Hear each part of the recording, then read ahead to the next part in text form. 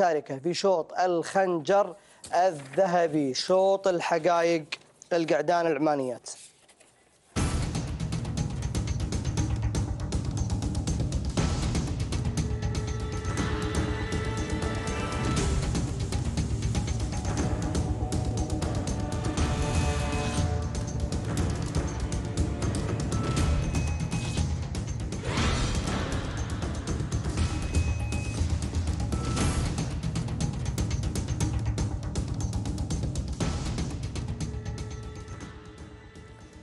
إذا مشاهدينا الكرام 13 اسم في هذه القائمة، أبرز هذه الأسماء نشوان هو صاحب الترشيحات بالإجماع في هذه القائمة، مع هجن إنتاج أم الزبار ومع المضمر حمد بن سالم بن حمد بن بريك المري، فله التوفيق بإذن الله.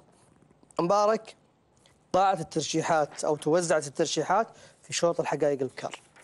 والله يا محمد شوط العمانيات وثامر اللي ماخذ السياره، اللي اصيبت سياره لثالث ورابع على الرمز. طيب خلينا نقف عند المرشحات في البدايه. مبارك، الزباره على ما اعتقد وصيفه سياره. على ما تعتقد؟ على ما اعتقد وصيفه سياره. عندنا سياسه اللي هي منافسات قويه وجايه ثالثه على الرمز. في نقطه اللي اخذنا الرموز المركز الاول والثاني. المركز الاول والثاني يتم استبعادهم من المنافسه، يريحن. عندنا سياسه الانتاج، نعم، اللي قدامها اول ثاني فهن مهم موجودات. نعم، كذلك عندنا بواجه حاصله على مرتين على المركز الاول انتاج في سباقات تمهيديه، اللي هي بواجه سعد الشيخ عزيز بن حمد بن خالد. حصل على ايش؟ مرتين المركز الاول في سباقات تمهيديه في شوط الانتاج. طيب عندنا الواعيه وصيفه السياره في مهرجان سمو الامير في شوط الانتاج.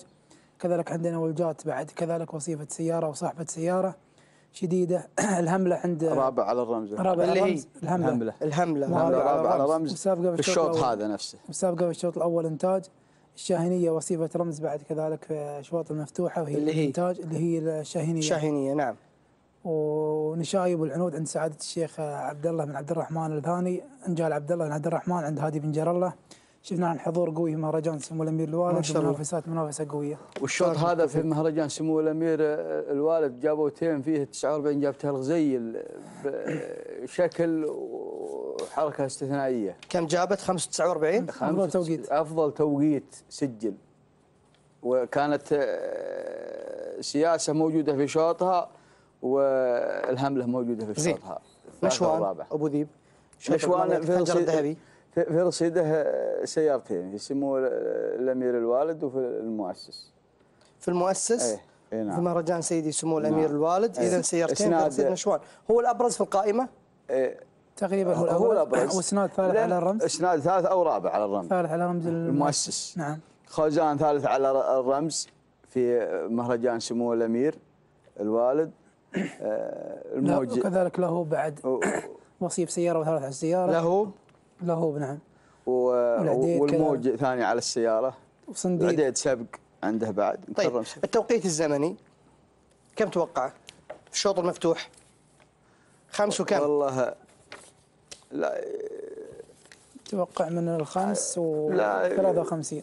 5:53 أنا أتوقع من الخمس، ويمكن ينكسر حاجز الخمس. 5 وكم؟ 5:48 4:48.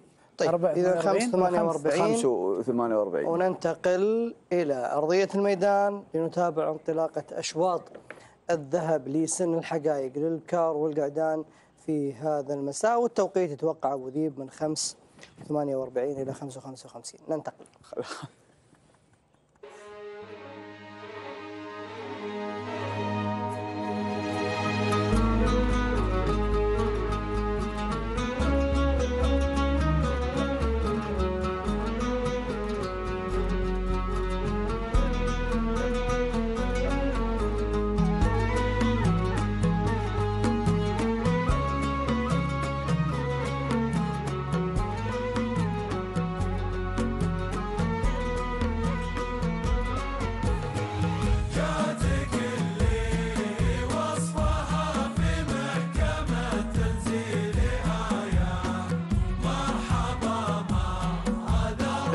الرحمن الرحيم. أيها الحفل الكريم، أيها الأخوة المتابعون الأعزاء أينما كنتم، سلام الله عليكم ورحمته تعالى وبركاته. يسرنا ويطيب لنا أن نحييكم بتحية الإسلام الخالدة، فسلام الله عليكم ورحمته وبركاته، حيث نتواصل مع سابع أيام هذا المهرجان، مهرجان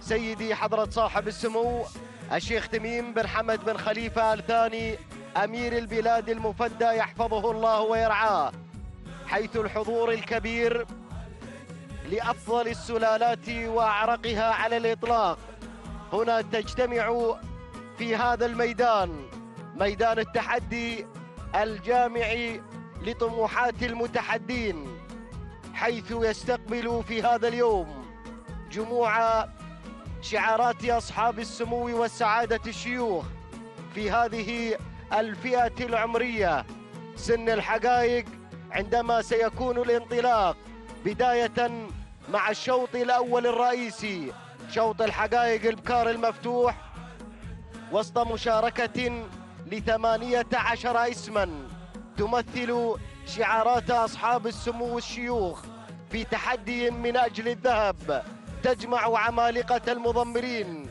الذين يلتقون بحثا عن الشلفة الذهبية في رموزنا الأربعة الذهبية لهذا المساء. بسم الله وعلى بركة الله. أيها الحفل الكريم، أيها الأخوة الأعزاء أينما كنتم، هذه هي البداية وهذا هو الشوط الرئيسي، شوط الشلفة الذهبية لسن الحقائق بمشاركة هجن سعادة الشيخ عبد العزيز بن حمد بن خالد آل ثاني، بمشاركة هجن الغرافة، هجن إنتاج أم الزبار، هجن البدع، هجن الشحانية، هجن البشاير، الهجن الضيفة القادمة من سلطنة عمان الشقيقة. فمرحبا بكل الضيوف الأعزاء، ومرحبا بكل هذه الشعارات، مرحبا بالأصايل في هذا اللقاء الكبير. الله الله الله، الشلفة الذهبية هنا تنادي كل هذه الأسماء 18 التي أعلنت عن حضورها وجاهزيتها لهذا اللقاء. أبدأ مباشرة، الشعار الغرفاوي يتقدم هذا الجمع، يتصدر هذا المشهد الرئيسي. بداية الشوط، مناير تحتل المركز الأول لهجن الغرافة، يضمر مناير سالم بن عامر المدهوشي. الدور دور المركز الثاني، الله الله، الذهيبة ذهبت للذهب، الذهيبة تتسلل وتتقدم إلى المركز الأول لهجن البدع التابعة لسمو الشيخ محمد بن خليفة بن حمد آل ثاني، يضمر الذهيبة محمد بن ثاني بن عبد الله الهاملي. الدور دور مناير في المركز الثاني لهجن الغرافة، وفي المركز الثالث أيضا الذهيبة لهجن الغرافة بقيادة المدهش سالم بن عامر المدهوشي. أتابع المركز الرابع، نخوة هنا ينتخي بها الشبل جابر بن سالم بن فاران المري، بينما تعود الملكية لهجن الشحانية. أما المركز الخامس تتدخل رشا لتندفع بالشعار الغرفاوي، رشا لهجن الغرافة، يضم الرشا سالم بن عامر المدهوشي. حصل دخول وتسلل من شعار هجن إنتاج أم الزبار. وجود الآن تتسلل، تتقدم من المركز الخامس إلى المركز الثالث، يعتني بها حمد بن سالم بن زاهرة المري. هذه النتيجة للمراكز الخمسة الأولى المتقدمة، وما زالت الأمور هناك لمصلحة الذهيبة، الذهيبة المتصدرة، الذهيبة المتألقة المتوهجة بالصدارة وبخط الدفاع الأول. إذا هجن الغرافة حتى الآن تسيطر على مجريات الأمور. الذهيبة إلى الذهب طريقها ذهبي مفروش بالورود إن واصلت هذا التألق، ولكن الأصايل يقول أن لها هيهات هيهات. هنا المركز الثاني وجود في بحث عن الصراع الوجودي. نعم إنه صراع وجودي من أجل الوجود في منصات التتويج، وجود على المركز الثاني، ولكن الذهيبة مندفعة في المركز الأول. المركز الثالث وجد تتقدم شعار سعادة الشيخ عبد العزيز بن حمد بن خالد آل ثاني يتقدم هنا مع الصارم محمد بن برقام بن مقارع. المركز الرابع رشا لهجن الغرافة. أما المركز الخامس مناير تعود من جديد. هجن الغرافة تسيطر هنا على 3 أسماء قوية في قائمة النداء، قائمة الإذاعة. الذهيبة ما زالت على المركز الأول. هجن الغرافة المدهش سالم بن عامر المدهوشي يبحث عن الذهب. وجد تبحث عن المجد. ها هو المجد الآن، لم يبقى عليه إلا أمتارا قليلة. الشلفة على مرمى النظر، فتقدم أيها الصارم. هذه وجد في طريقها لتحقيق المجد، تنطلق في المركز الأول لسعادة الشيخ عبد العزيز بن حمد بن خالد آل ثاني. يضمر وجد الصارم محمد بن برقام بن مقارع. ها هي أمتار الصرامة، أمتار الشراسة، أمتار القوة. هجن الغرافة تقدم مناير في المركز الثاني. هنا رشا في المركز الثالث. يا سلام يا سلام، مناير الآن تريد الصعود إلى منارة المركز الأول، إلا أن وجد ثابتة متواجدة في المركز الأول. وجد الله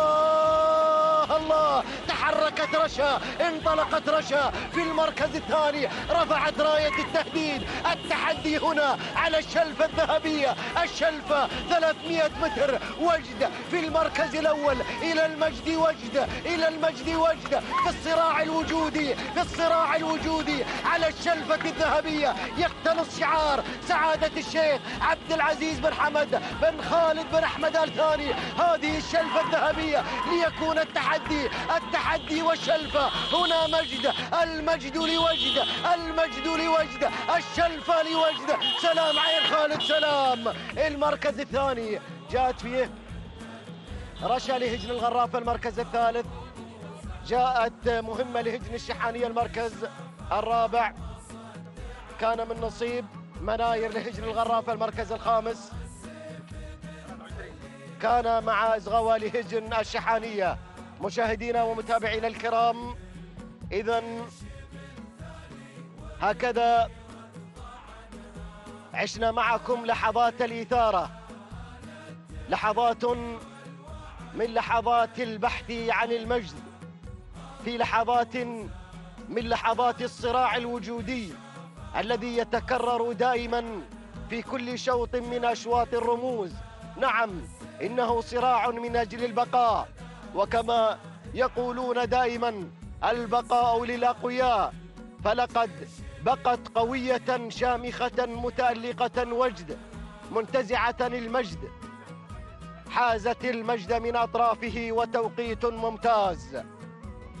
لحظة الوصول إلى خط النهاية 5 دقائق 44 ثانية 66 جزءا من الثانية. تهانينا لسعادة الشيخ عبد العزيز بن حمد بن خالد آل أحمد آل ثاني، والتهنئة للمضمر الصارم محمد بن برقام بن مقارح المري. وسلام عين خالد سلام. المركز الثاني جاءت فيه رشا وقطعت المسافة في 5 دقائق 45 ثانية 66 جزءا من الثانية. تهانينا لهجن الغرافة وللمضمر المدهش سالم بن عامر المدهوشي. أما المركز الثالث فجاءت فيه مهمة لهجن الشحانية قاطعة المسافة، مهمة في 5 دقائق 47 ثانية و32 جزءا من الثانية. تهانينا لهجن الشحانية وللمضمر مضمر مهمة جابر بن سالم بن فاران المري. الشوط القادم هو شوط رئيسي مفتوح للحقائق القعدان ومنافسة على الخنجر الذهبي، والكلمة والميكروفون أنقلها للزميل محمد بن بريك المري. شكرا للزميل سعد. بسم الله الرحمن الرحيم. مشاهدينا الأعزاء والحفل الكريم، هكذا تستمر منافسات أشواط الذهب الرموز الذهبية في هذه الليلة التاريخية، حيث ينطلق في هذه الأثناء شوط الخنجر الذهبي للحقائق القعدان المفتوح. بسم الله وعلى بركة الله.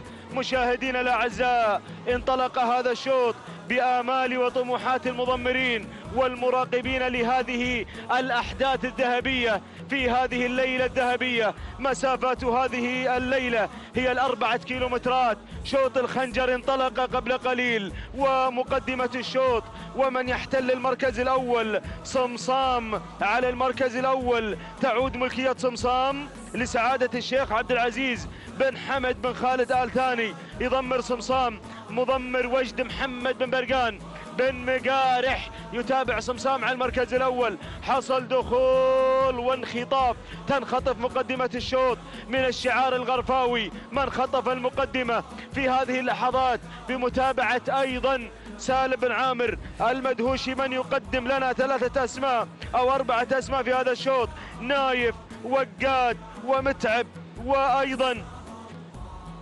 مبلش، جميعها لهجن الغرافة. وهذا من ينطلق وقاد، من أشعل فتيل منافسة هذا الشوط مبكرا على المركز الثاني. ننتقل إلى المركز الثالث، ومن يتقدم في هذه اللحظات هنا غازي هجني إنتاج أم الزبار مع المركز الرابع والخنجر الذهبي يا بن زاهرة. حمد بن سالم بن زاهرة يتابع من يحتل المركز الرابع غازي. ننتقل إلى المركز الخامس، ومن يتقدم على صعيد المركز الخامس في هذه الأثناء وفي هذه اللحظات يصل جهجاه يا جهجاه لسعادة الشيخ عبد العزيز بن حمد بن خالد آل ثاني. يضمر جهجاه حمد بن طالب بن عمارة. بينما المركز الخامس والمتقدم في هذه اللحظات وفي هذه الأثناء يصل محلل لهجن الشحانية المضمر سالم بن فاران. هذه ال5 المراكز المتقدمة الأولى في شوط الخنجر.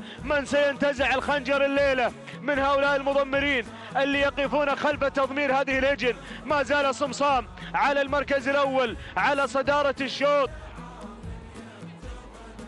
بشعار وجد. على المركز الأول على صدارة الشوط هجن سعادة الشيخ عبد العزيز بن حمد بن خالد آل ثاني. تبدع في الأشواط المفتوحة، تمتع المشاهدين، تسر الناظرين بهذا الأداء المميز. ما زال صمصام على المركز الأول لسعادة الشيخ عبد العزيز بن حمد بن خالد آل ثاني. الصارم يتابع في التضمير، مضمر وجد يتابع صمصام في هذا الشوط.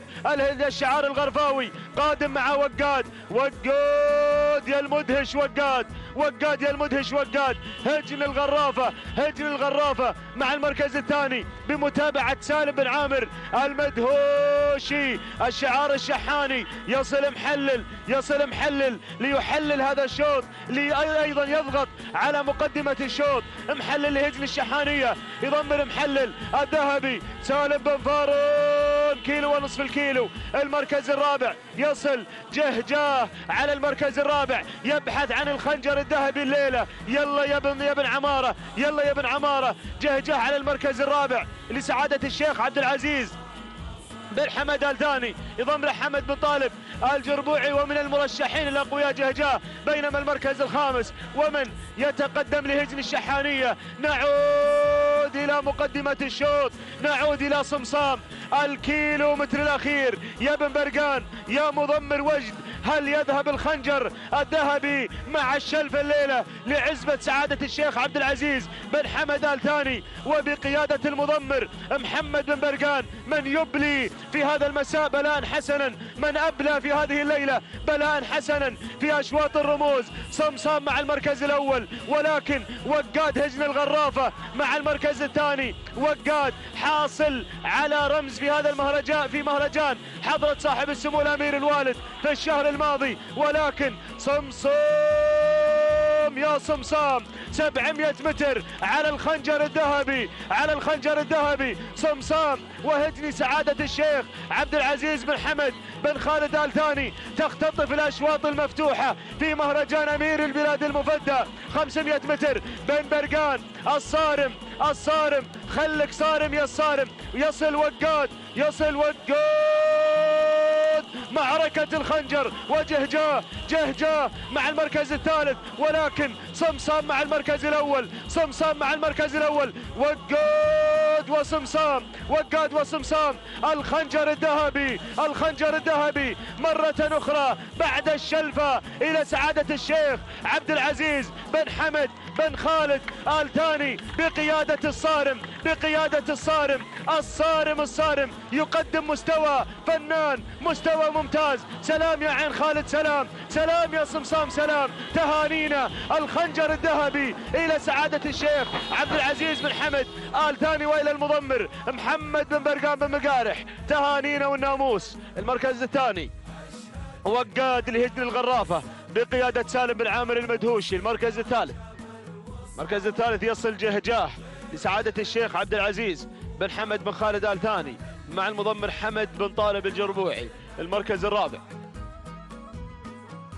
لفان يحتل المركز الرابع لهجن الشحانية مع المضمر جابر بن سالم بن فاران. بينما المركز الخامس يصل متعب لهجن الغرافة مع المضمر سالم بن عامر المدهوشي. تهانينا والناموس، التهاني القلبية نزفها على الهواء مباشرة لمالك صمصام ولمالك وجد سعادة الشيخ عبد العزيز بن حمد بن خالد بن أحمد آل ثاني. وسلام يا أهل عين خالد، سلام. والتهاني والناموس للمضمر القدير محمد بن برقان بن مقارح، من يقف خلف تضمير هجن سعادة الشيخ عبد العزيز بن حمد آل ثاني الفائزة بالأشواط المفتوحة. تهانينا والناموس نزفها لسعادة الشيخ عبد العزيز. والتوقيت الزمني توقيت مميز يسجل أيضا في شوط القعدان 5 دقائق 45 ثانية 69 جزء من الثاني هو التوقيت الزمني لصمصام. التهاني والناموس لسعادة الشيخ عبد العزيز بن حمد بن خالد آل ثاني على انتزاع الشلفة الذهبية والخنجر الذهبي. والتهاني أيضا للمضمر الصارم محمد بن برقان بن مقارح. تهانينا والناموس. المركز الثاني يصل فيه وقاد، قطع المسافة في 5 دقائق 47 ثانية 78 جزء من الثاني. التهاني والناموس لهجن الغرافة ولسعادة الشيخ حمد بن جاسم بن فيصل آل ثاني مالك هجن الغرافة. والتهاني أيضا نزفها للمضمر القدير سالم بن عامر بن راشد المدهوشي على اختطاف وصافة الرمز في هذا الختامي. المركز الثالث جهجاه، قطع المسافة في 5 دقائق 49 ثانية 49 جزء من الثانية. توقيت أيضا مميز. تهانينا والناموس لسعادة الشيخ عبد العزيز بن حمد بن خالد آل ثاني. والتهاني موصولة للمضمر حمد بن طالب الجربوعي. تهانينا يا بن عمارة على فوز جهجاه بالمركز الثالث. تتواصل أشواط الرموز الشلفة الذهبية لشوط الإنتاج البكار، وأرحب بالزميل مطلق بن علي العنزي. بسم الله الرحمن الرحيم. أيها الإخوة المتابعون في كل مكان، تحية مسائية رئيسية جميلة اليوم مع هذا اليوم المبارك يوم الجمعة في هذا الانطلاق المميز لسن الحقائق وهجن أصحاب السمو والشيوخ والسعادة. تابعنا شوطين رئيسيين ورمزين غاليين ينتزعهما شعار سعادة الشيخ عبد العزيز بن حمد بن خالد آل ثاني الذي حقق مع وجد ومع صمصام ناموس الأشواط الرئيسية الأولى المفتوحة في هذا المساء. لينطلق على بركة الله، بل انطلق شوطنا الثالث الخاص بالإبكار. هو شوط لا يقل أهمية بحجم الأسماء المنطلقة والمندفعة الباحثة عن الشلفة الذهبية الخاصة للإنتاج. انطلقنا وعلى بركة الله توكلنا. انطلقنا مع ال4 كيلومترات. نبدأ مع هذه السبك، مع هذه الأصايل، مع هذه الشعارات المقدمة من هذه الزبارة على المركز الأول لهجن إنتاج أم الزبار يقودها فاران بن محمد بن حمد بن قريع المري. المركز الثاني المركز الثاني هنا بواجة لسعادة الشيخ عبد العزيز بن حمد بن خالد آل ثاني مع محمد بن برقان بن مقارح. وتغيير حصل في هذا المسار. انطلقت في هذه اللحظات السعدية لهجني إنتاج أم الزبار، ويقودها في عملية التضمير حمد بن سالم بن زاهرة المري. المركز الرابع، المركز الرابع هناك الغارية لهجني إنتاج أم الزبار بقيادة فران بن محمد بن حمد بن قريع المري. المركز الخامس، المركز الخامس من هذه بواجة، بواجة شعار الأشواط الرئيسية يتواجد في دائرة المراكز الخمسة الأولى، شعار وجد وشعار صمصام على المركز الخامس مع بواجة. يا سلام، الشلفة يا أخواني، الشلفة عند خط النهاية، الشلفة الذهبية، الناموس الغالي في هذا المهرجان الكبير، المهرجان الغالي. الله الله الله، هذه الزبارة أحد الأسماء المرشحة في هذا المساء، في هذا المساء عليها ترشيحين، ترشيحين من إخواننا عمالقة المحللين في هذا العالم الساحر في ميدان التحدي. يا سلام يا سلام يا الزبارة على المركز الأول. المركز الثاني من؟ المركز الثاني هذه أولجات على المركز الثاني لهجني إنتاج أم الزبار بقيادة مبارك بن محمد بن صرير. المركز الثالث، المركز الثالث الغارية لهجني إنتاج أم الزبار بقيادة فران بن قريع. المركز الرابع، المركز الرابع تتواصل السعدية لهجني إنتاج أم الزبار عند بن زهرة، هذه اللي بالمركز الخامس، اللي بالمركز الخامس الشهانية، الشهانية لهجني إنتاج أم الزبار أيضا عند بن زهرة. الله، بدأ الصراع مبكرا، بدأ الصراع، بدأ النزاع. شوفوا المراكز الخمسة بل الستة المراكز الأولى، هذه المؤسسة العملاقة مؤسسة هجني إنتاج أم الزبار. هذا هو الإنتاج وإلا فلا، إنتاج مميز يقدم في هذا العالم الساحر، متعة وإثارة مع هذا الشعار الكبير، شعار هجني إنتاج أم الزبار. الله، الكوع الأخير إلى خط النهاية، إلى الشلفة يا بن زاهرة، إلى الشلفة، إلى الشلفة، إلى الشلفة، الشلفة الذهبية يا أخواني. هذه الزبارة المرشحة، الزبارة على المركز الأول، رصيدها مليء بالإنجازات. هجني إنتاج أم الزبار وبقيادة فران بن محمد بن قريع. يلا يا بن قريع، يلا يا بن قريع، الشلفة الذهبية، هذا المضمر المميز. ولكن بن زاهرة مع أولجات ولا بالجربوعي، هذا هو بن صرير اللي بالمركز الثاني، يقود صاحبة المركز الثاني أولجات بالشعار هجني إنتاج أم الزبار. المركز الثالث، المركز الثالث الغارية لهجني إنتاج أم الزبار أيضا مع المركز الثالث ورابعا الشهانية لهجني إنتاج أم الزبار. المركز الخامس، المركز الخامس من هذه الهملة لهجني إنتاج أم الزبار مع عبد الله بن علي بن سلام الهاجري. لكن الشلفة راحت، راحت يا بن متلع، الشلفة راحت، الشلفة، الشلفة مع الرقم واحد، الرقم الصعب، الرقم الصعب في هذا العالم الساحر. يا له من موقع، يا له من موقع يا فران. الله، هذه الزبارة على المركز الأول، رشحها المرشحون المحللون، وهذه الزبارة تنتزع الشلفة الذهبية مع أحد خبراء التضمير فران بن محمد بن حمد بن قريع. هذه الزبارة، الزبارة بهذا الشعار الجميل، شعار هجني إنتاج أم الزبار. حيوها حيوها حيوها، تنتزع الشلفة الذهبية. تهانينا والناموس. المركز الثاني أولجات لهجني إنتاج أم الزبار. المركز الثالث، المركز الثالث الشهانية لهجني إنتاج أم الزبار. المركز الرابع، المركز الرابع الغارية لهجني إنتاج أم الزبار. المركز الخامس، المركز الخامس العنود لسعادة الشيخ فواز بن عبد الله بن عبد الرحمن آل عبد الرحمن آل ثاني. تهانينا والناموس، تهانينا والناموس لمؤسسة هجني إنتاج أم الزبار. على هذا الإنتاج المميز وتقديم هذه النوعيات الجميلة، النوعيات الفريدة، النوعيات الأصيلة في هذا العالم الساحر. حقق هذا الشعار ناموسا ولا أروع في لقطة جميلة قدمها هذا الشعار المميز في هذه الأمسية.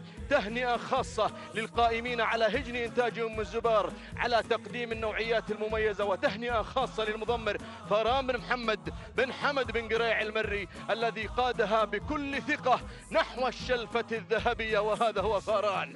تهانينا والناموس لمؤسسة هجن إنتاج أم الزبار، وهذه لحظة وصول الزبارة الرقم 1 عليها وفائزة بالشلفة الذهبية. 5 دقائق 48 ثانية 25 جزء من الثانية. تهانينا والناموس لهذه المؤسسة العملاقة على تحقيق الشلفة الذهبية الخاصة بالابكار، وتهنئة للمضمر فاران بن قريع. المركز الثاني 5 دقائق 51 ثانية جزئين من الثانية. هذه أولجات بالشعار هجني إنتاج أم الزبار وبقيادة المضمر مبارك بن محمد بن علي الجربوعي المري. المركز الثالث 5 دقائق 54 ثانية 46 جزء من الثانية. هذه اللي بالمركز الثالث الشهنية لهجني إنتاج أم الزبار، أيضا هذه المؤسسة الجميلة وبقيادة حمد بن سالم بن زاهرة المري. متابعينا مشاهدينا الكرام، متعة أشواط الحقائق في هذا المساء الجميل، المساء الرياضي الأروع في هذا اليوم المبارك. شوطنا الرابع ينطلق على بركة الله، ويسرني أن أحيل الميكروفون للزميل القادم من دولة الكويت عادل بن عزيز المطيري.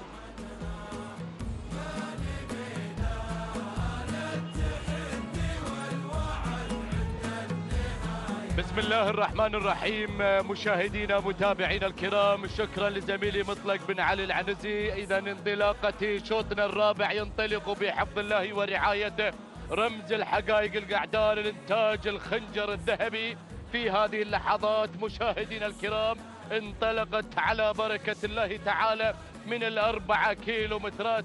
آمال وطموحات المضمرين الحاضرين المتواجدين في هذا المهرجان في منافسة مشرفة تحت أرضية ميدان الشحانية، ميدان التحدي المرحب دائما في هذه السلالات وفي هذه المنافسات القوية، وإبداع جميع المشاركين الحاضرين.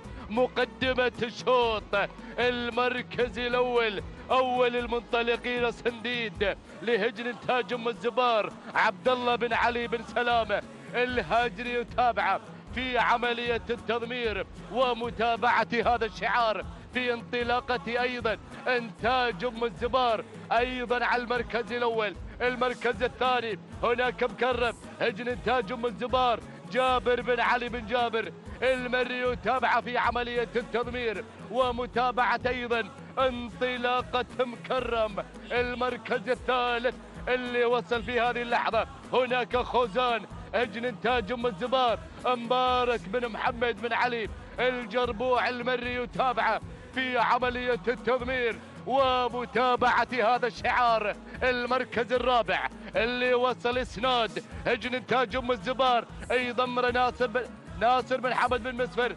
الشهواني مع المركز الرابع. أما المركز الخامس اللي وصل شاهين هجن البدع راشد بن حمد المدهوشي، من يتابع شاهين على موقع المركز الخامس. هذه نتيجتنا مشاهدينا الكرام، ال5 المراكز الأولى. نداؤنا الأول للمتواجدين في إنتاج شوط الإنتاج، شوط الذهب، شوط الخنجر الذهبي. مشاهدينا متابعينا الكرام، نعود إلى مقدمة الشوط، إلى المراكز الأولى، إلى المتقدمين، إلى الحاضرين، إلى المتنافسين في هذه المنافسة القوية. هذا الإبداع الجميل لجميع الشعارات الحاضرة في ميدان التحدي. اليوم يوم التحدي، اليوم يوم الخنجر، خنجر الذهب. لكن هناك أرى اللي ينطلق خوزان مع المركز الأول. مشاهدينا الكرام، هجن إنتاج أم الزبار مبارك بن محمد الجربوعي المري، من يتابع هذه الانطلاقة وانطلاقة خوزان على المركز الأول. بينما المركز الثاني لوسيل مع المركز الثاني هجن إنتاج أم الزبار فاران بن محمد بن قريع المري، يتابع في عملية التضمير ومتابعة الوسيل. المركز الثالث اللي وصل في هذه اللحظة هناك صنديد هجن إنتاج أم الزبار عبد الله بن علي بن سلامة الهاجري من يتابع أيضا صنديد على المركز الثالث. المركز الرابع الله يا عزاب هجن إنتاج أم الزبار عبد الله بن علي، أو هناك أيضا مبارك بن محمد الجربوعي المري مع المركز الرابع. والمركز الخامس اللي وصل هناك نشوان، وصل نشوان، انتشى نشوان مع المركز الرابع هجن إنتاج أم الزبار. هناك حمد بن سالم بن زاهرة المري أحد الأسماء الحاضرة مع نشوان انتشى مع المركز الرابع. لكن أعود إلى المعركة إلى المقدمة، إلى هذه المنافسة، إلى الإبداع مع خوزان. ولكن خوزان وصل المرشح، وصل نشوان هجن إنتاج أم الزبار حمد بن سالم بن زاهرة المري الخنجر الذهبي يا بن زاهرة الخنجر الذهبي. ولكن خوزان مع المركز الأول، هجن إنتاج أم الزبار. ولكن نشوان صنديد بن سلامة وبن زاهرة. وهناك الله إذا مشاهدينا الأعزاء هجن إنتاج أم الزبار وصل بن سلامة ما منا سلامة الخنجر الذهب بن زاهرة وبن سلامة. لكن بن سلامة ما يحب إلا الذهب، يعشق الذهب، يعشق الرمز، يعشق الخنجر. الله إنتاج أم الزبار هذا الإبداع وهذه المنافسة. ولكن بن سلامة روح بالرمز. حيوا بن سلامة، حيوا بن سلامة، حيوه روح بالرمز. وإنتاج أم الزبار مع أيضا في منافسة أيضا صنديد الذي حقق هذا الإنجاز. تهانينا وألف مبروك لهجن إنتاج أم الزبار على فوز صنديد.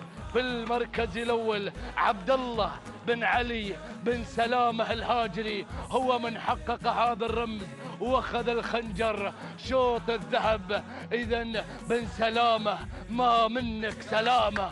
الله هذه المنافسة، هذا الإبداع لهجن إنتاج أم الزبار في منافسة الأقوياء والمضمرين الحاضرين المتابعين لهجن إنتاج أم الزبار. توقيت الزمني لأيضا وصول صنديد من حقق هذا الإنجاز المسائي وشوط الرمز الخنجر الذهبي. مشاهدينا متابعينا الكرام، وعبد الله بن علي بن سلامة الهاجري هو الذي خطف الرمز، هو الذي حقق الإنجاز في هذه اللحظات. وتوقيت الزمني لصنديد 5 دقائق 49 15 جزء من الثانية. تهانينا لهجن إنتاج أم الزبار وعبد الله بن علي بن سلامة الهاجري. المركز الثاني نشوان هجن إنتاج أم الزبار، توقيت الزمني 5 دقائق 50 ثانية 69 جزء من الثانية. تهانينا أيضا لحمد بن سالم بن زاهرة المري. المركز الثالث وكان من نصيب خوزان لهجن إنتاج أم الزبار، توقيت الزمني 5 دقائق 52 27 جزء من الثانية. تهانينا أيضا لمبارك بن محمد بن علي الجربوع المري. تهانينا والناموس.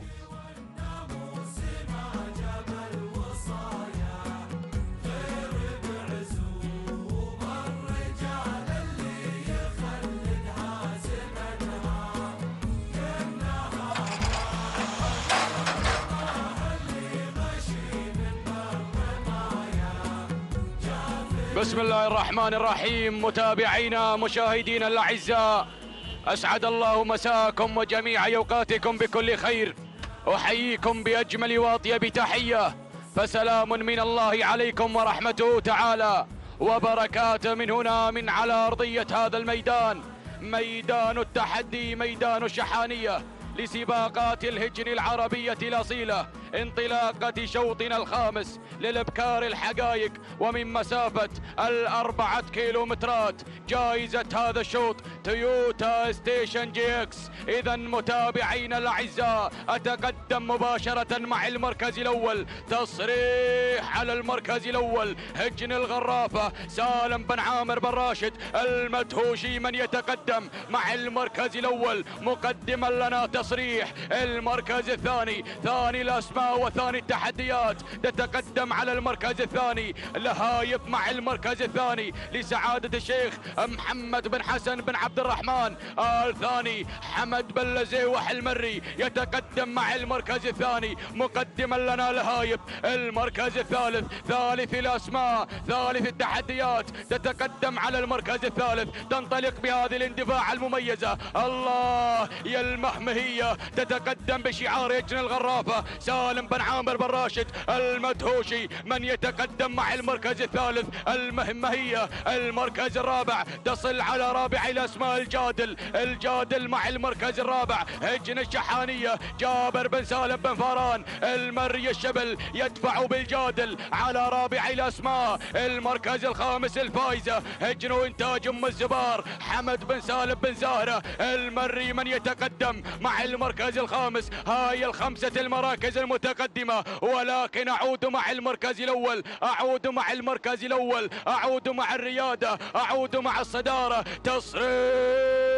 تصريح هجن الغرافة سالم بن عامر بن راشد المدهوشي المدهش في التضمير من يتقدم مع المركز الأول. مقدما لنا تصريح دافعا بتصريح في مركز القمة في المركز الأول. المركز الثاني تتقدم المهمهية هجن الغرافة سالم بن عامر بن راشد المدهوشي وأيضا الجادل هجن الشحانية تصل على ثالث الأسماء جابر بن سالم بن جابر بن فاران. المركز الرابع تتقدم أدب مع المركز الرابع هجن الشحانية محمد بن خالد بن عبد الله العطية يصل مع المركز الرابع. مقدما لنا أدب على رابع التحديات. المركز الخامس خامس الأسماء عولمة مع المركز الخامس هجن الشحانية جابر بن سالم بن فاران المري الشبل يدفع بعولمة على خامس التحديات. ولكن متابعينا الأعزاء أعود مع تصريح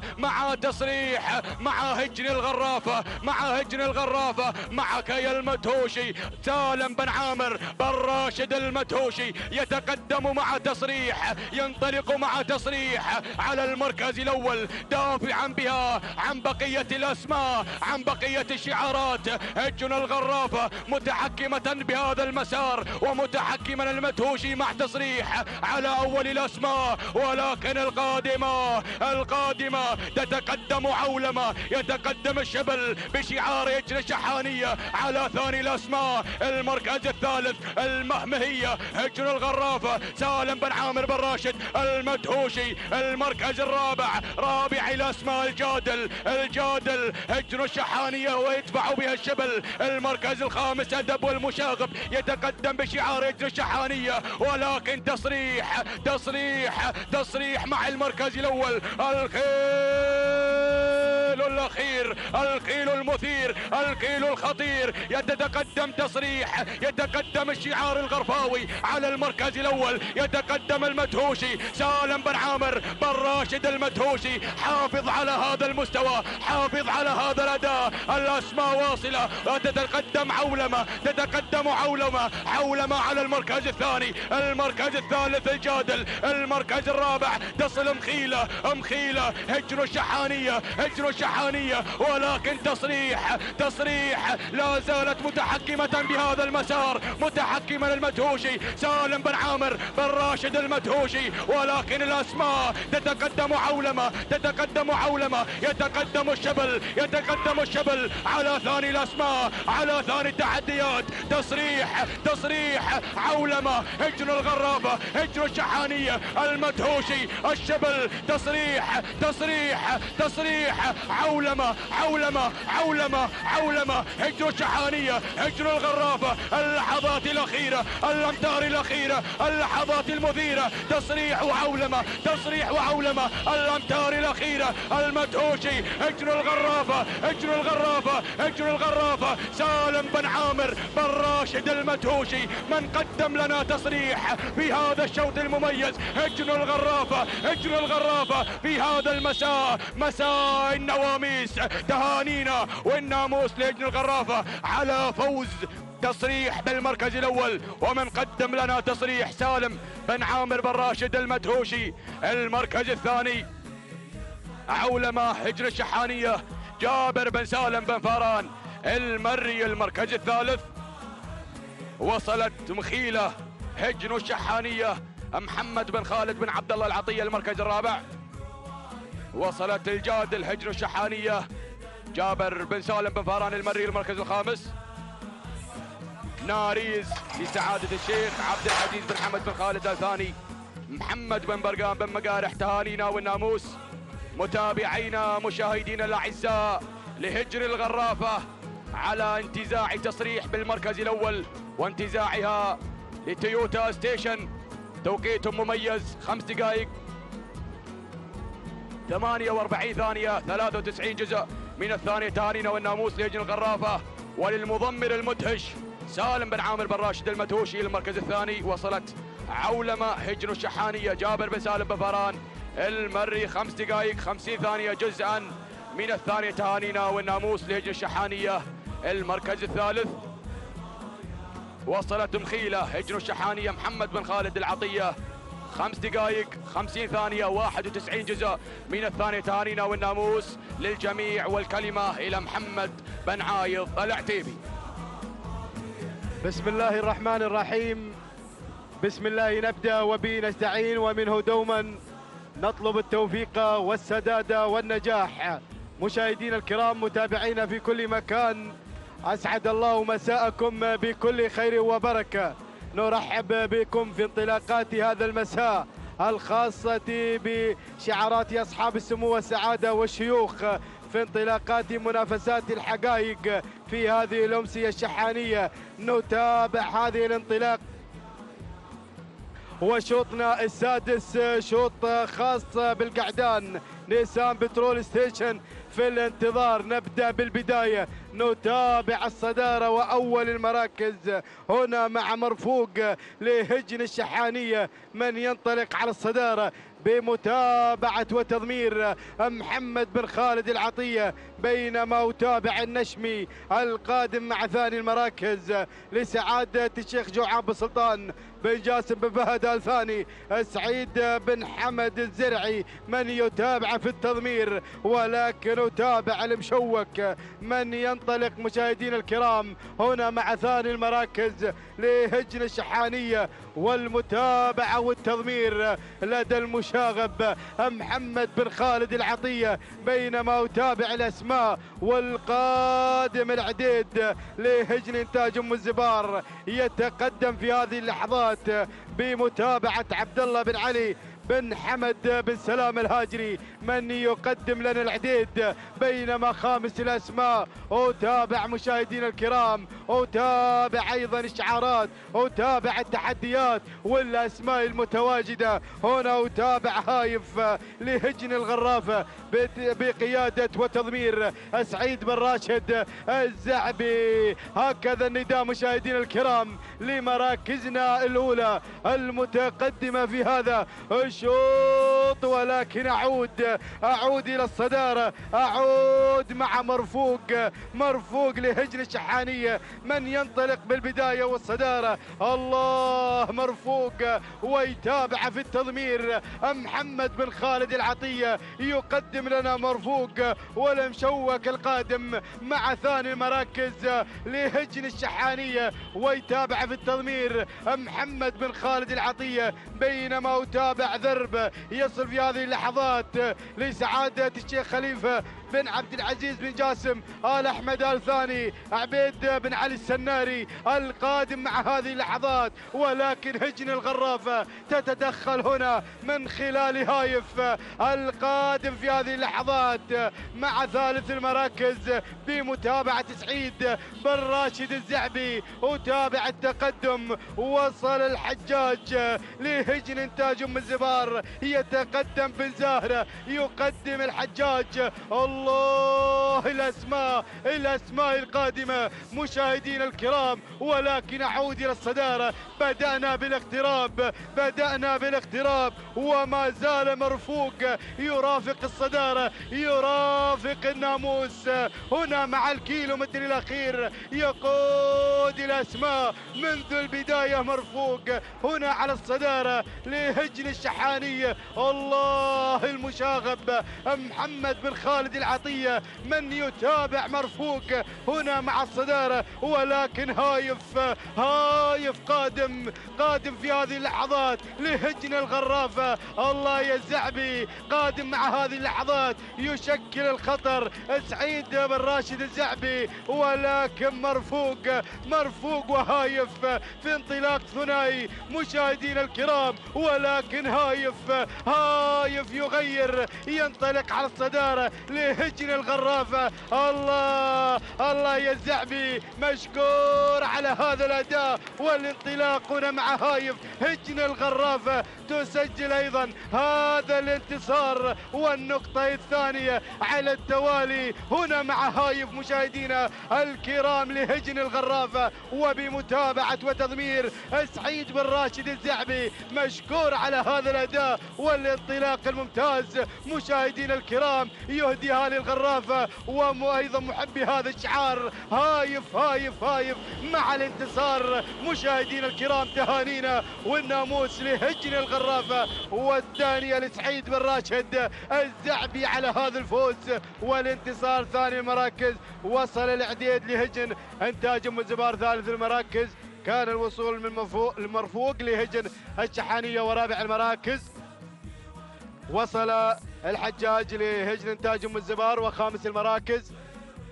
وصل المشوك لهجن الشحانية. هكذا كانت النتيجة مشاهدينا الكرام.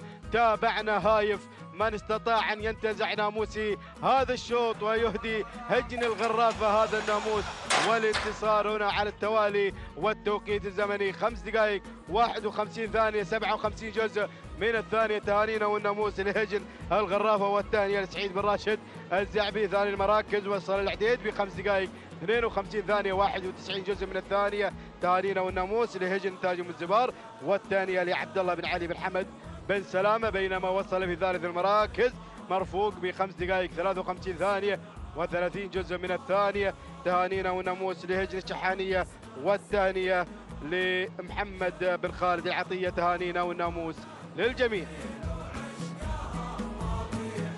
بسم الله الرحمن الرحيم. أيها الحفل الكريم مشاهدينا مستمعين الأفاضل، أجدد لكم التحية مرة أخرى. أرحب بكم أجمل ترحيب في انطلاقة أشواط الأصايل وأشواط التراث. انطلاقة الشوط السابع لفئة الحقائق البكار ينطلق من مسافة 4 كيلومترات. هناك سيارة رصدت لصاحبة المركز الأول من بين هذه الأسماء الكبيرة التي تتواجد في هذا التحدي وبهذا الانطلاق المميز بسابع أيام هذا المهرجان. نتابع المنافسة، نتابع التحدي مع هذه الأسماء والمؤسسات الكبيرة التي تشارك وتنطلق باحثة عن الناموس وعن الانتصار. نتابع البداية ومقدمة الشوط. تتواجد أنهار بشعار هجن الغرافة بمتابعة المدهش سالم بن عامر المدهوشي الذي يتابع وينطلق مع أنهار في القيادة وبالريادة. بينما المركز الثاني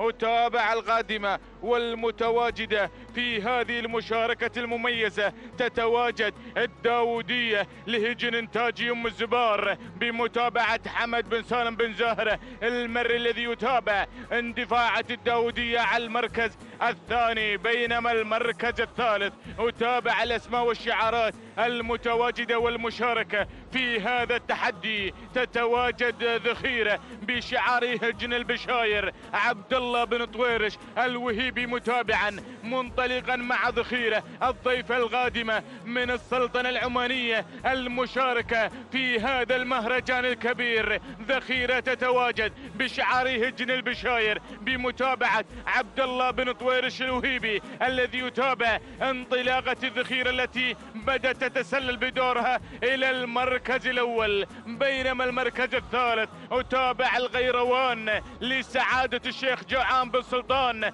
بن جاسم بن فهد الثاني، سعيد بن حمد الزرعي في المتابعة والتضمير. بينما المركز الرابع وصلت الداودية بشعار هجن إنتاج أم الزبار، حمد بن سالم بن زاهرة المري يتابع هذا الانطلاق والتحدي مع منافسات هذا الشوط. بينما المركز الخامس القادمة والمتواجدة والمنطلقة بشعار هجن الشحانية المشاركة في هذا التحدي. تتواجد شذا لهجن الشحانية بمتابعة الشبل جابر بن سالم بن فران المري. هذه النتيجة مشاهدينا مستمعينا الأفاضل للخمس الأسماء الأولى التي تسيطر وتنطلق في موقع التحدي والمنافسة، في موقع الصراع والنزاع من أجل الناموس ومن أجل الانتصار. نعود مع البداية، نعود مع صراع المقدمة. النهار ما زالت في القيادة، ما زالت في الريادة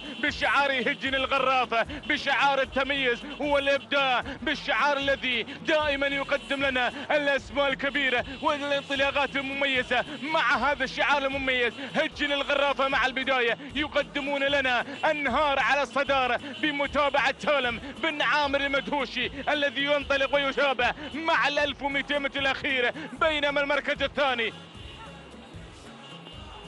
وصلت ذخيرة بشعار هجن البشاير، قادمين متواجدين في هذا المهرجان، حاضرين وحاضر. عبد الله بن طويرش الوهيبي الذي يتابع ذخيرة على المركز الثاني. وثالثا أتابع بهجة بشعار هجن الغرافة بمتابعة سالم بن عامر المدهوشي. ورابعا أتابع الوسمية لهجن الشحانية بمتابعة الذهبي سالم بن فران المري. بينما المركز الخامس أتابع سيوف القادمة والمتواجدة والمشاركة في هذا التحدي بشعار هجن الشحانية بمتابعة الشبل جابر بن سالم بن فران المري. ولكن أعود مع البداية ومع القيادة والريادة. انهار انهار انهار، اتحركت انهار بسم الله ما شاء الله في هذا العرض المتميز. تنطلق انهار بشعار هجن الغرافة، ولكن الوسمية قادمة، الوسمية بشعار هجن الشحانية قادمة في هذا التحدي، قادمة في هذا الصراع والنزاع من أجل الناموس. أنهار ما زالت صامدة في البداية وفي القيادة، من البداية تريد أن تواصل لين النهاية. هجن الغرافة مع البداية تسيطر على زمام الأمور. الهاتريك مع هجن الغرافة، هجن الغرافة تكتسح الثلاث المراكز أو الثلاث الأشواط الأخيرة في انطلاقة هذا المسار. تهانينا لهجن الشحانية وهجن الغرافة، وتهانينا لمالك شعار هجن الغرافة سعادة الشيخ حمد بن جاسم بن فيصل الثاني. تهانينا والف مبروك على هذا الانتصار. تهانينا للمدهش سالم بن عامر المدهوشي. المركز الثاني الوسمية لهجن الشحانية بمتابعة الذهبي سالم بن فران المري. المركز الثالث وصلت سيوف لهجن الشحانية بمتابعة الشبل جابر بن سالم بن فران المري. المركز الرابع بهجة لهجن الغرافي بمتابعة المدهش سالم بن عامر المدهوشي. المركز الخامس وصلت شذا لهجن الشحانية بمتابعة الشبل جابر بن سالم بن فاران المري. هكذا مشاهدينا ومستمعينا الافاضل تابعنا المنافسه والتحدي، فكانت انهار حاضره من البدايه متواجده في ناموس هذا الشوط. تهاني وناموس لجنه الغرافه 5 دقائق 45 ثانيه 82 جزء من الثانيه. تهاني وناموس لجنه الغرافه وتهاني لسالم بن عامر المدهوشي على فوز انهار بناموس هذا الشوط. بينما المركز الثاني جاءت الوسميه 5 دقائق 49 ثانيه 75 جزء من الثانيه. تهاني وناموس لجنه الشحانيه وتهاني للذهبي سالم بن فاران المري على فوز الوسمية في المركز الثاني. المركز الثالث سيوف 5 دقائق 51 ثانية 97 جزء من الثانية. تهاني والناموس لجنة الشحانية والتهاني للشبل جابر بن سالم بن فران المري. تهاني والناموس لجميع الفائزين.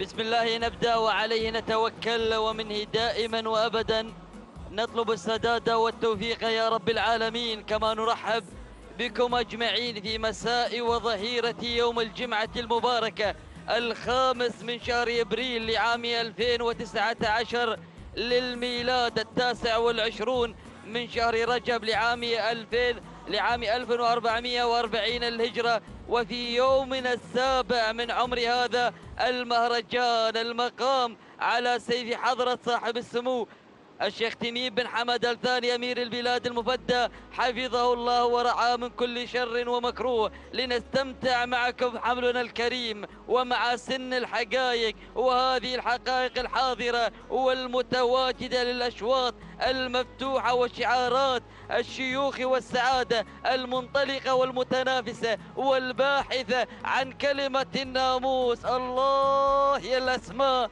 المنطلقة في مسيرة شوطنا الثامن ومع فئة القعدان، لنرى معكم منافسات قوية على أرضية هذا الميدان، ميدان التحدي. لنبدأ مع مسيرة أول المراكز، أول الأسماء الشامخ في مركز الشموخ، في مركز العلو، يحضر ويعتلي إلى مرتبة الناموس ومرتبة المركز الأول. تعود ملكية الشامخ لسعادة الشيخ سلطان بن أحمد بن سلطان آل ثاني بخيت بن سعيد بن مسعود، من يتابع الشامخ بعملية التضمير. المركز الثاني التقدم من عدوان، من بدأ يعدي بانطلاقة ليعدي إلى المركز الثاني بشعار سعادة الشيخ خليفة بن علي بن سعود آل ثاني عبد الرحمن بن سالم بن خليفة الكبيسي، من يتابع بعملية التضمير. المركز الثالث حضور من يحمل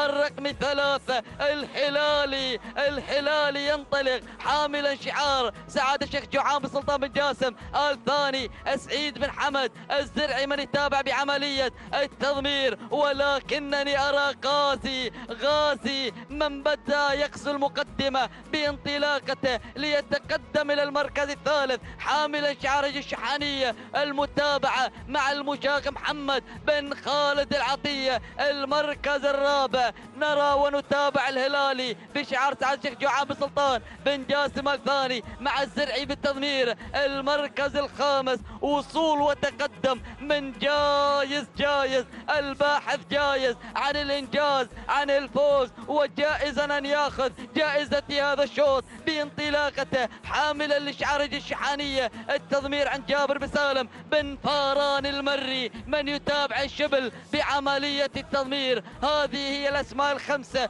الأولى 1500 متر عن ناموس هذا الشوط، راح الكثير ما بقى إلا القليل. الله يا غازي، الله يا غازي، غازي على البداية، غازي للناموس، غازي للتتويج، قاسي بانطلاقته نحو اختطاف نقطة هذا الشوط. تعود ملكية غازي لهجن الشحانية محمد بن خالد، من يتابعه بعملية التضمير. العطية يقدم لنا هذا العطاء الكبير من شعار الشحانية، من شعار الأدعم الحاضر مع البداية، المتقدم مع الصدارة، مقدمة لنا الإثارة. المركز الثاني وصل جايز بشعار الشحانية برفقة الشبل بعملية التضمير. المركز الثالث وصول وتقدم من قبل هايش لهجن الشحانية محمد بن خالد بن عبد الله العطية، من يتابع بالتضمير من الجانب الأيمن. نرى ونتابع التقدم والوصول من قبل الهلالي بدأ يتقدم بهذه اللحظات بشعار سعادة الشيخ جوعان بن سلطان بن جاسم آل ثاني، ولكن البداية المقدمة غازي الناموس غازي، السيارة غازي، التتويج الشحانية، الإبداع، الشعار الأدعم، التميز مع المشاقب يقدم لنا غازي مع المركز الأول مع المقدمة والصدارة. هذا المركز المتمنى لدى الجميع، لدى الملاك، لدى المضمرين، لدى الجماهير، لدى العشاق لهذه الرياضة، رياضة الآباء والأجداد، الموروث الشعبي. في هذه الانطلاقات يحضر غازي مقدما لنا الانطلاق المثير، التميز والإبداع. شوفوا غازي على البداية ووصل الدعم، وصل الإسناد من قبل هايش هجن الشحانية مع محمد بن خالد العطية الشحانية، أول وثاني، ثاني وأول، واختطاف نقطة هذا الشوط. الله يا تيوتا لاند كلوزر بيكب مع غازي، غازي يختطف نقطة هذا الشوط، يحقق المركز الأول، الثاني والتبريكات لهجن الشحانية، والتالي محمد بن خالد العطية المركز الثاني. كان الوصول مشاهدينا الكرام من قبل هايش لهجن الشحانية المركز الثالث، ووصل ملهوف لهجن الغراف المركز الرابع. كان الوصول من قبل الهلالي سعد الشيخ جوعان بن سلطان بن جاسم الثاني المركز الخامس.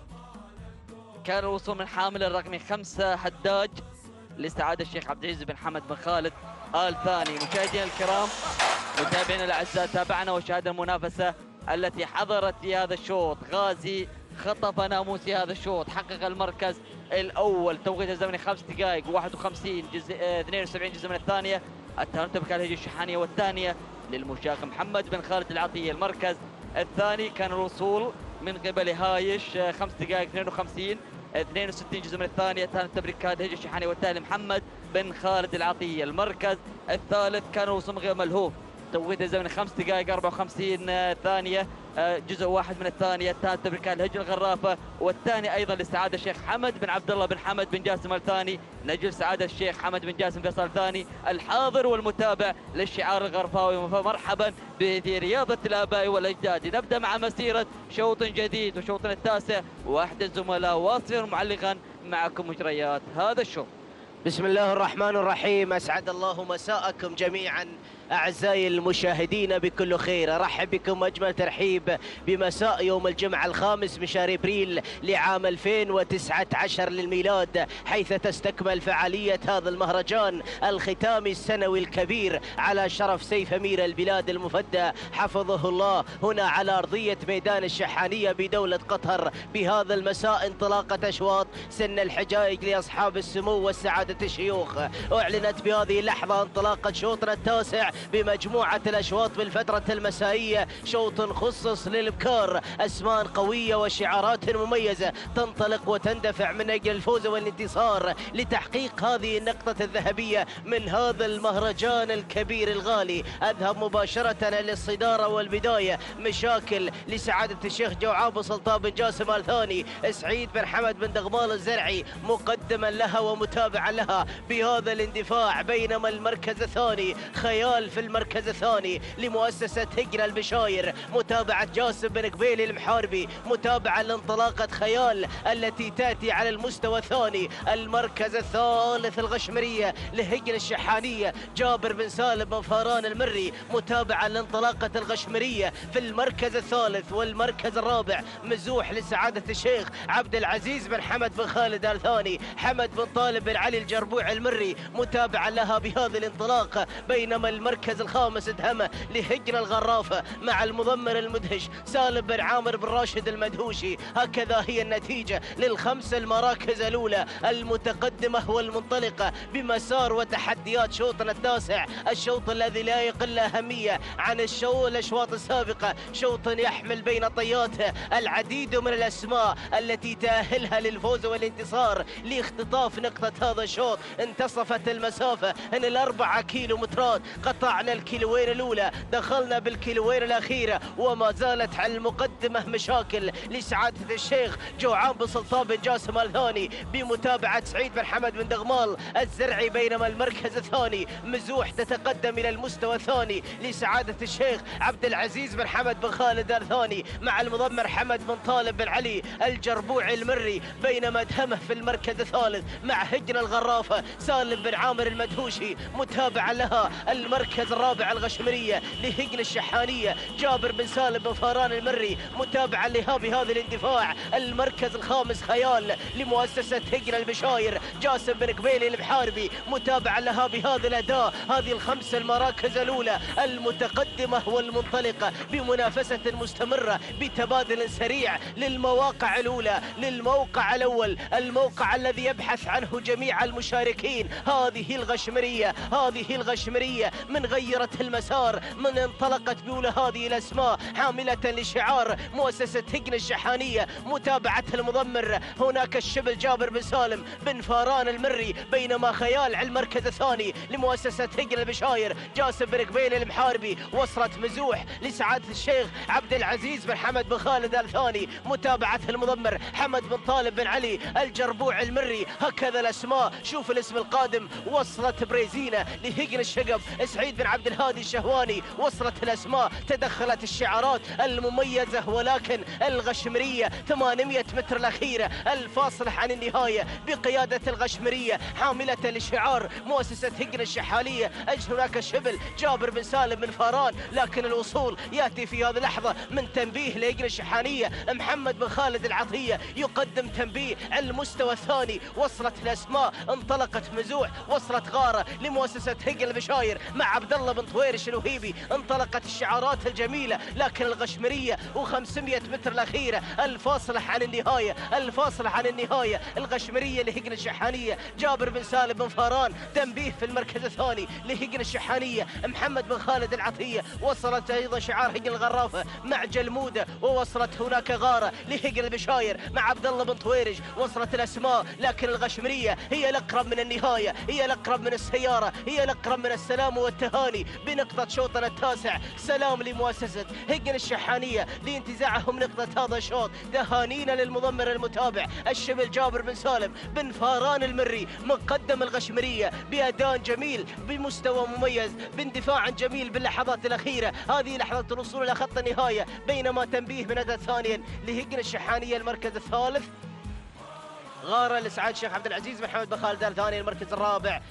وصول من جلمود لهجن الغرافة مع المضمر سالم بن عامر المدهوشي. المركز الخامس غارة لهجن البشاير مع المضمر عبد الله بن طويرش الوهيبي. هذه النتيجة الخمس المراكز الأولى المتقدمة بشوطنا التاسع. شاهدنا المنافسة التي دارت ما بين هذه الأسماء والشعارات المميزة، واستطاعت وبكل قوة الغشمرية أن تهدي مؤسسة هجن الشحانية نقطة هذا الشوط. والمتابع المضمر هناك أيضا جابر بن سالم بن فاران المري من قدمها بأداء جميل باندفاع مميز. هذه لحظة وصولها إلى خط النهاية، قاطع مسافة السباق وهي 4 كيلومترات بتوقيت الزمني وقدره 5 دقائق 49 ثانية و56 جزء من الثانية. تهانينا لهجن الشحانية والمضمر الشبل جابر بن سالم بن فاران. بينما من أتت ثانيا هناك تنبيه لهجن الشحانية مع المضمر محمد بن خالد العطية، قاطع المسافة 5 دقائق 51 ثانية 6 أجزاء من الثانية. بينما جلمودة من أتت ثالثا. أو هناك أيضا الوصول من غارة لسعاد الشيخ عبد العزيز محمد بن خالد الثاني، قاطع المسافة ب5 دقائق 53 ثانية 27 جزء من الثانية. تهانينا والناموس.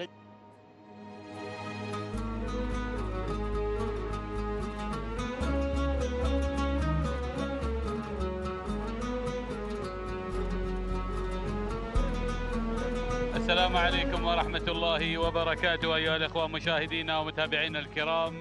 انطلق شوطنا العاشر، نتابع وإياكم هذا الشوط وانطلاقة هذا الشوط وهذه الأسماء المشاركة في شوطنا العاشر لسن الحقائق من المسافة 4 كيلومترات. انطلاقة أيضا للأشواط المفتوحة. نتابع هنا هذه اللحظات والانطلاقة والاندفاع مع المراكز الأولى. نتابع هناك الجذاب لسعادة الشيخ جوعان بن سلطان بن جاسم بن فهد الثاني، ويضم سعيد بن حمد بن دغمال الزرعي من يتابع في عملية التضمير. بينما النقلة على المركز الثاني هنا في هذه اللحظات. نتابع وإياكم المراكز القادمة في هذا المهرجان الغالي، مهرجان سيف أمير البلاد المفتى. نتابع وإياكم في هذه اللحظات هذه الانطلاقة والاندفاع. هناك المركز الثاني ومن يصلنا اللي هو العريق لهجن إنتاج أم الزبار، وأيضا يضمره عبد الله بن علي بن حمد بن سلامة من حقق أيضا الخنجر في هذا المساء لأيضا إنتاج أم الزبار هنا في هذه اللحظات مع المركز الثاني. بينما المركز الثالث ومن يصلنا هناك الصغير لهجن المرقاب وعبد الله محمد الصغير المحاربي في أيضا من يضمره هنا في هذه اللحظات ومع انطلاقة هجن المرقاب. بينما النقلة على المركز الرابع هنا ومن يصلنا على رابع المراكز. نتابع في هذه اللحظات القدوم من الجانب الأيمن. نتابع هناك الوصول من صايب لسعادة الشيخ عبد العزيز بن حمد بن خالد الثاني، ويضمر محمد بن برقان بن مقارح من تألق بن برقان من سجل أيضا هنا الناموس الغالي بهذا الشعار، شعار العين خالد أيضا. بينما المركز الخامس ومن يصلنا وأول نداء المركز الخامس في هذه اللحظات البصير لهجن إنتاج أم الزبار، ويضم جابر بن علي بن نجم المري أيضا من يتابع ويرافقه هنا في هذه اللحظات. نتابع الخمس المراكز الأولى ونعود إلى انتصاف المسافة، انتصاف المسافة هناك في هذه اللحظات مع الجذاب اللي سعادة الشيخ جوعان بن سلطان بن جاسم بن فهد الثاني، ويضم سعيد بن حمد بن دغمال الزرعي مع الجذاب اللي بالمركز الأول أيضا منفرد انفراد تام مع المقدمة والصدارة. نتابع بهذا الانطلاق وهذا الاندفاع مع الجذاب، وانتصفت المسافة هنا بانطلاقة الجذاب اللي أيضا جذاب بشكله وأدائه وتميزه في هذا الأداء هنا في هذا المساء. نتابع بينما المركز الثاني في هذه اللحظات العريق على المركز الثاني لهجن إنتاج أم الزبار، ويضمره أيضا عبد الله بن علي بن حمد بن سلامة الهاجري على المركز الثاني. المركز الثالث نرى اللي بدأ يتسلل بدوره في هذه اللحظات، والقدوم القوي هنا أيضا من يصلنا صايب لسعادة الشيخ عبد العزيز بن حمد بن خالد الثاني، ويضمره محمد بن برقان بن مقارح هنا في هذه اللحظات. بينما المركز الرابع هنا أيضا الصغير لهجن المرقاب، ويضمره عبد الله بن محمد بن الصغير المحاربي. المركز الخامس نتابع هنا لا تغيير على المركز الخامس من البصير لهجن إنتاج أم الزبار وجابر بن علي بن نجم المري في التضمير. يا سلام مع هذه الانطلاقة والاندفاع، ولكن بنعود إلى الجذاب مع إقبالنا على 1500 متر الأخيرة هنا في هذا الأداء وهذا الانطلاق مع 1200 متر الأخيرة، بوابة 1200 متر النهائية والجذاب. ولكن أرى صايب بدأ صايب أيضا في هذه اللحظات، بدأ بالانطلاق، بدأ بالاندفاع، بدأ في هذه اللحظات أيضا صايب لسعادة الشيخ عبد العزيز بن حمد بن خالد الثاني، ويضمن محمد بن برقان بن مقارح. المركز الثالث العريق على المركز الثالث هنا في هذه اللحظات لهجن إنتاج أم الزبار وعبد الله بن علي بن حمد بن سلامة الهاجري. ولكن أرى الدخول في هذه اللحظات من اللي قادم الصغير لهجن المرقاب، وأيضا يضمره عبد الله بن محمد صغير المحاربي على المركز الثالث في هذه اللحظات. بينما المركز الخامس هناك المركز الخامس البصير لهجن إنتاج أم الزبار ويضم جابر بن علي بن نجم المري. ولكن نعود إلى 600 متر الأخيرة والجذاب اللي قام راس، وانطلاقته هذه أيضا في هذه اللحظات بهذا الانطلاق مع الجذاب على المركز الأول وعلى المقدمة لسعادة الشيخ جوعان بن سلطان بن جاسم بن فهد الثاني وسعيد بن حمد بن دغمال الزرعي من يضمره. ولكن الصغير أيضا على المركز الثاني الهجن المرقاب، الصغير قادم، الصغير على المركز الثاني منطلق ومندفع. ولكن في هذه اللحظات نتابع هجن إنتاج أم الزبار وأيضا مع العريق اللي قادم على المركز الثالث. ولكن الجذاب الصغير الجذاب العريق أيضا على المركز الثالث. ولكن الأمتار الخطيرة، يا سلام على هذا التنافس. ولكن الجذاب الصغير الجذاب ولكن الصغير سلام وتحية واحترام لهجن المرقاب. تهانينا والناموس على فوز الصغير بالمركز الأول، والتهنئة موصولة للمضمر عبد الله بن محمد بن الصغير المحاربي. المركز الثاني وصلنا العريق لهجن إنتاج أم الزبار وعبد الله بن علي بن حمد بن سلامة الهاجري. المركز الثالث الجذاب لسعادة الشيخ جوعان بن سلطان بن جاسم بن فهد الثاني وسعيد بن حمد بن دغمال الزرعي من يضمره. المركز الرابع كساب لهجن الغرافة وأيضا بقيادة سالم بن عامر المدهوشي.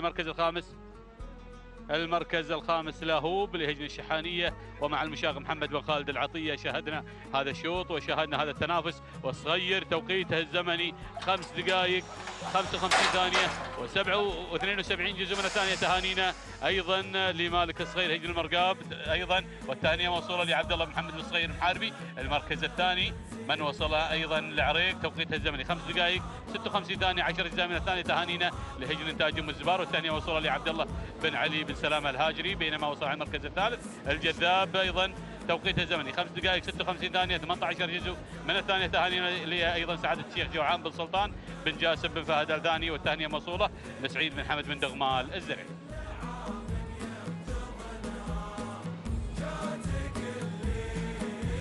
بسم الله الرحمن الرحيم. مشاهدينا ومتابعينا الكرام، اسعد الله مساءكم بكل خير وبركه من هنا من ميدان التحدي، ميدان الشحانيه لسباقات الهجنه العربيه الاصيله ضمن مهرجان سيف امير البلاد المفدى يحفظه الله ويرعاه. اذا مشاهدينا الاعزاء، تتواصل التحديات مع انطلاقه شوطنا ال11، وهو شوط مخصص للابكار الحقائق لشعارات اصحاب السمو الشيوخ والسعاده. نتابع المركز الاول في هذا التحدي وفي هذا الانطلاق مع المركز الاول. مشاهدينا الكرام ومتابعينا الافاضل، نتابع شعار هجنه الغرافه المسيطر مع الاتحاديه على اول المراكز بمتابعه سالم بن عامر بن راشد بن سعيد المدهوشي. بينما المركز الثاني النقله مباشره مع مشرفه لهجنه الشحانيه ومتابعه المشاغب محمد بن خالد بن عبد الله العطيه. بينما المركز الثالث بروق لهجن انتاج ام الزبار بمتابعه المضمر حمد بن سالم بن زاهر المري، من يتابع انطلاقه بروق مع المركز الثالث. بينما المركز الرابع في هذه اللحظات المتدخله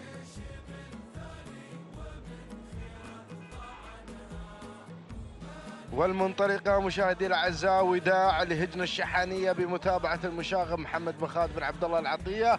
بينما خامس المراكز نختم النداء من خلال انطلاقة شعار هجنة البشاير القادم ببشائره هنا المنطلقة، وأيضا تواجد هذا الشعار المميز. مشاهدينا الكرام، من خلال هذه الأسماء المتقدمة نتابع شعار هجنة البشاير من الجانب الآخر يتسلل إلى المركز الرابع. هذه النتيجة مشاهدينا الأعزاء.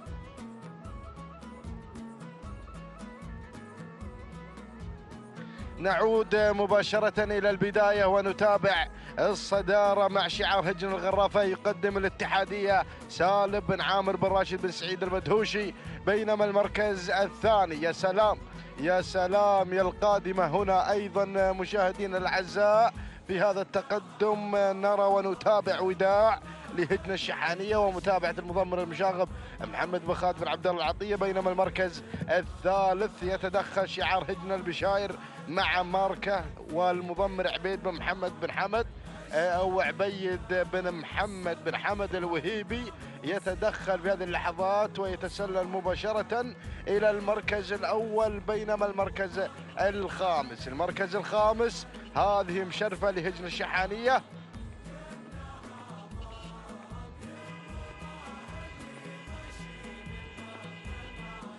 لهجنة الشحانية مع المضمر محمد بن خالد بن عبد الله العطية. ولكن القادمة مرمرة مرت مرور الكرام وخطفت المركز الأول، اخترقت حاجز المراكز الخمس الأولى وغيرت مباشرة إلى البداية بشعار هجنة الشحانية مع المضمر الذهبي سالم بن فاران المري. هذه النتيجة مشاهدينا الأعزاء للمراكز الخمس الأولى في هذا الانطلاق الشيق، وهنا أيضا في هذه الأمسية التراثية ضمن مهرجان سيف أمير البلاد المفدى. الكيلو المتر الأخير سيارة بالانتظار تويوتا لاند كلوزر بكاب تنتظر الفائز بالمركز الأول.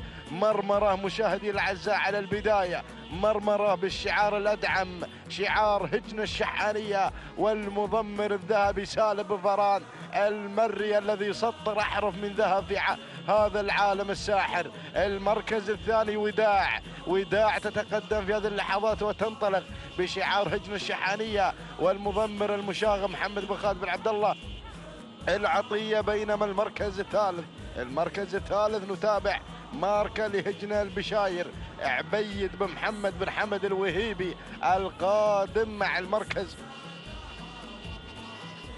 الثالث. بينما المركز الرابع نتابع الوصول والتقدم في هذه اللحظات من قبل شهاليل لهجنة الشحانية بمتابعة الشبل جابر بن سالم بن فران المري. نعود إلى البداية، نعود إلى الله يا مرمرة مشاهدينا الأعزاء، انطلقت إلى الفوز إلى الناموس بشعار هجن الشحانية، الشعار الأدعم الغالي الذي سيطر في هذا الشوط مع مرمرة. هذه مرمرة مشاهدينا الأعزاء انطلقت إلى الفوز إلى الناموس تحمل الرقم 1. سلام يا الذهبي، سلام سلام يا سالم بن فران المري من قدم لنا مرمرة في هذا التحدي. تهانينا والناموس على هذا الفوز لهجن الشحانية المركز الثاني. وداع لهجن الشحانية المركز الثالث. وصلت فيه ماركة لهجن البشاير، بينما المركز الرابع وصلت فيه مشاهدينا الأعزاء الدانة لهجن الغرافة. وخامسا جاءت فيه شهاليل لهجن الشحانية. إذا مشاهدينا الأعزاء تهانينا والناموس مرة أخرى إلى هجن الشحانية على الفوز مرمرة بالمركز الأول، والتهنئة إلى سالم بن فران المري على هذا الفوز. التوقيت الزمني 5 دقائق و48 ثانية و72 جزء من الثانية، توقيت مميز يتسجل مع مرمرة. تهانينا والناموس للذهبي سالم بن فران المري. المركز الثاني حلت فيه مشاهدينا الاعزاء وداع لهجن الشحانيه بمتابعه المشاغب محمد بن خالد بن عبد الله العطيه، 5 دقائق 52 ثانيه 97 جزء من الثاني. تهانينا والناموس. بينما المركز الثالث ماركه لهجن البشاير وعبيد بن محمد بن حمد الوهيبي، 5 دقائق 54 ثانيه و39 جزء من الثاني. تهانينا والناموس لجميع الفائزين. مشاهدينا متابعينا الاعزاء في كل مكان، اسعد الله مساكم بكل خير ومحبه. تتواصل التحديات والاثاره على ارضيه ميدان التحدي ميدان الشحانيه في هذا المساء، وعلى بركه الله ينطلق الشوط الثاني عشر الخاص للقعدان الحقائق من مسافه 4 كيلومترات نسير، مع هذه الاسماء المنطلقه ومع هذه الشعارات المندفعه والباحثة عن الناموس. نبدأ مع البداية. الزاجل هجن إنتاج أم الزبار مبارك بن محمد الجربوعي في عملية التضمير يتقدم مع الزاجل على البداية وعلى أول المراكز. ثانيا الحاصل هجن إنتاج أم الزبار مبارك بن محمد الجربوعي في عملية التضمير. ثالث الأسماء وثالث الشعارات وصل القادم الزعفران بشعار سعد الشيخ ناصر بن علي بن احمد ال احمد الثاني. ابراهيم بن عبد الله ادريس في عمليه التضمير. رابع المراكز يتقدم من الجانب الاخر مسيان بشعار سعد الشيخ عبد العزيز بن حمد بن خالد الثاني وحمد بن طالب بن عماره في عمليه التضمير. خامس الاسماء وصل القادم مرمي بشعار هجن انتاج ام الزبار وعبد الله بن علي بن سلام الهاجري من حضر في هذا المساء وانتزع رمز. ولكن نعود إلى البداية، نعود إلى المقدمة وإلى أول الأسماء. الزاجل هجن إنتاج أم الزبار مبارك بن محمد بن علي الجربوعي المري في عملية التضمير مع الزاجل هجن إنتاج أم الزبار.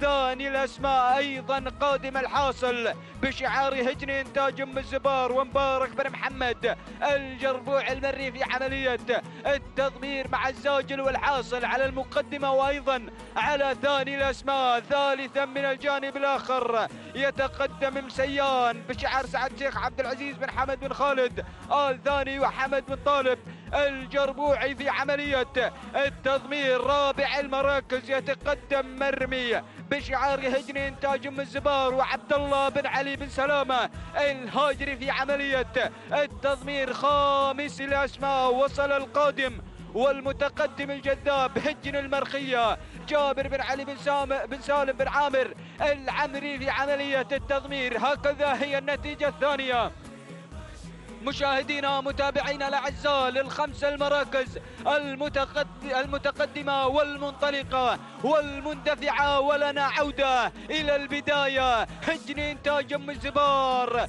يتقدم وانطلق هنا الحاصل، غير الى البدايه الحاصل بشعار هجن انتاج ام الزبار ومبارك بن محمد بن علي الجربوعي المري بن صرير يتقدم. ثاني الاسماء يتقدم مرمي بشعار هجن انتاج ام الزبار، وبن سلامه قادم عبد الله بن علي بن سلامه الهاجري في عمليه التضمير مع مرمي على ثاني المراكز. ثالث الاسماء الزاجل بشعار هجري انتاج ام الزبار مبارك بن محمد بن علي الجربوعي المري. ورابع الاسماء القادم وضاح هجن البدع محمد بن ثاني بن عبد الله الهاملي في عمليه التضمير. خامس الاسماء القادم عنيد بشعار سعد الشيخ عبد العزيز بن حمد بن خالد الثاني حمد بن طالب الجربوعي في عمليه التضمير مع خامس المراكز مع عنيد. ولكن اجواء الكيلو متر الاخير والبدايه الحاصل هجن انتاج ام الزبار مبارك بن محمد الجربوعي في عمليه التضمير. هنا بن صرير يقدم لنا الحاصل. ثاني الاسماء مرمي هجن انتاج ام الزبار بن سلامه في عمليه التضمير عبد الله بن علي بن سلامه الهاجري. وثالث المراكز عنيد بشعار سعد الشيخ عبد العزيز بن حمد بن خالد الثاني حمد بن طالب بن عماره في عمليه التضمير. ولكن البدايه والمقدمه الحاصل هجن انتاج ام الزبار مبارك بن محمد الجربوعي مرمي قادم هجن انتاج ام الزبار بن سلامه في عمليه التضمير مع ثاني المراكز. ولكن البدايه والمقدمه الحاصل هجن انتاج ام الزبار مبارك بن محمد بن علي الجربوعي ومرمي يحاول اللحظات الاخيره.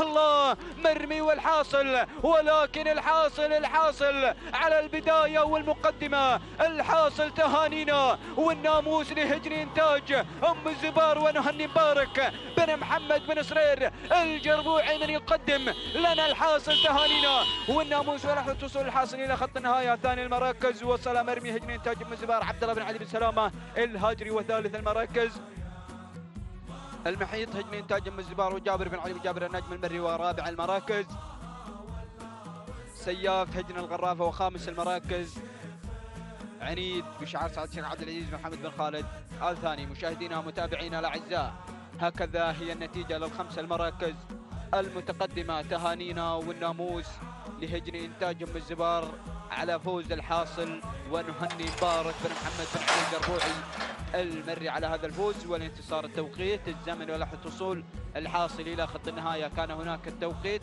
الزمني 5 دقائق 55 ثانية و38 جزءا من الثانية. تهانينا والناموس لهجن انتاج ام الزبار نهني مبارك بن علي الجربوعي المري. ثاني المراكز مرمي هجن انتاج ام الزبار 5 دقائق 56 ثانية و96 جزءا من الثانية.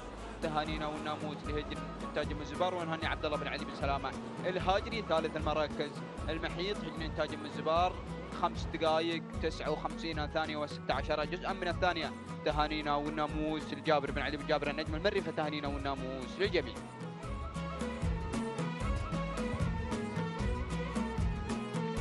بسم الله الرحمن الرحيم. بسم الله وعلى بركة الله. مشاهدينا الكرام متابعينا الافاضل على بركة الله انطلق واعلن شوطنا الثالث عشر من مجموع اشواطنا في هذا المساء.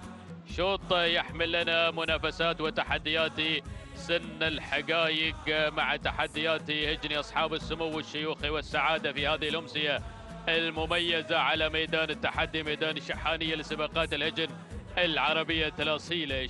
يسير شوطنا الثالث عشر من مجموع أشواطنا في هذه التحديات الجميلة على ميدان التحدي. نبدأ مباشرة مع مقدمة الشوط ومع المركز الأول لنتابع مسار الصدارة على البداية.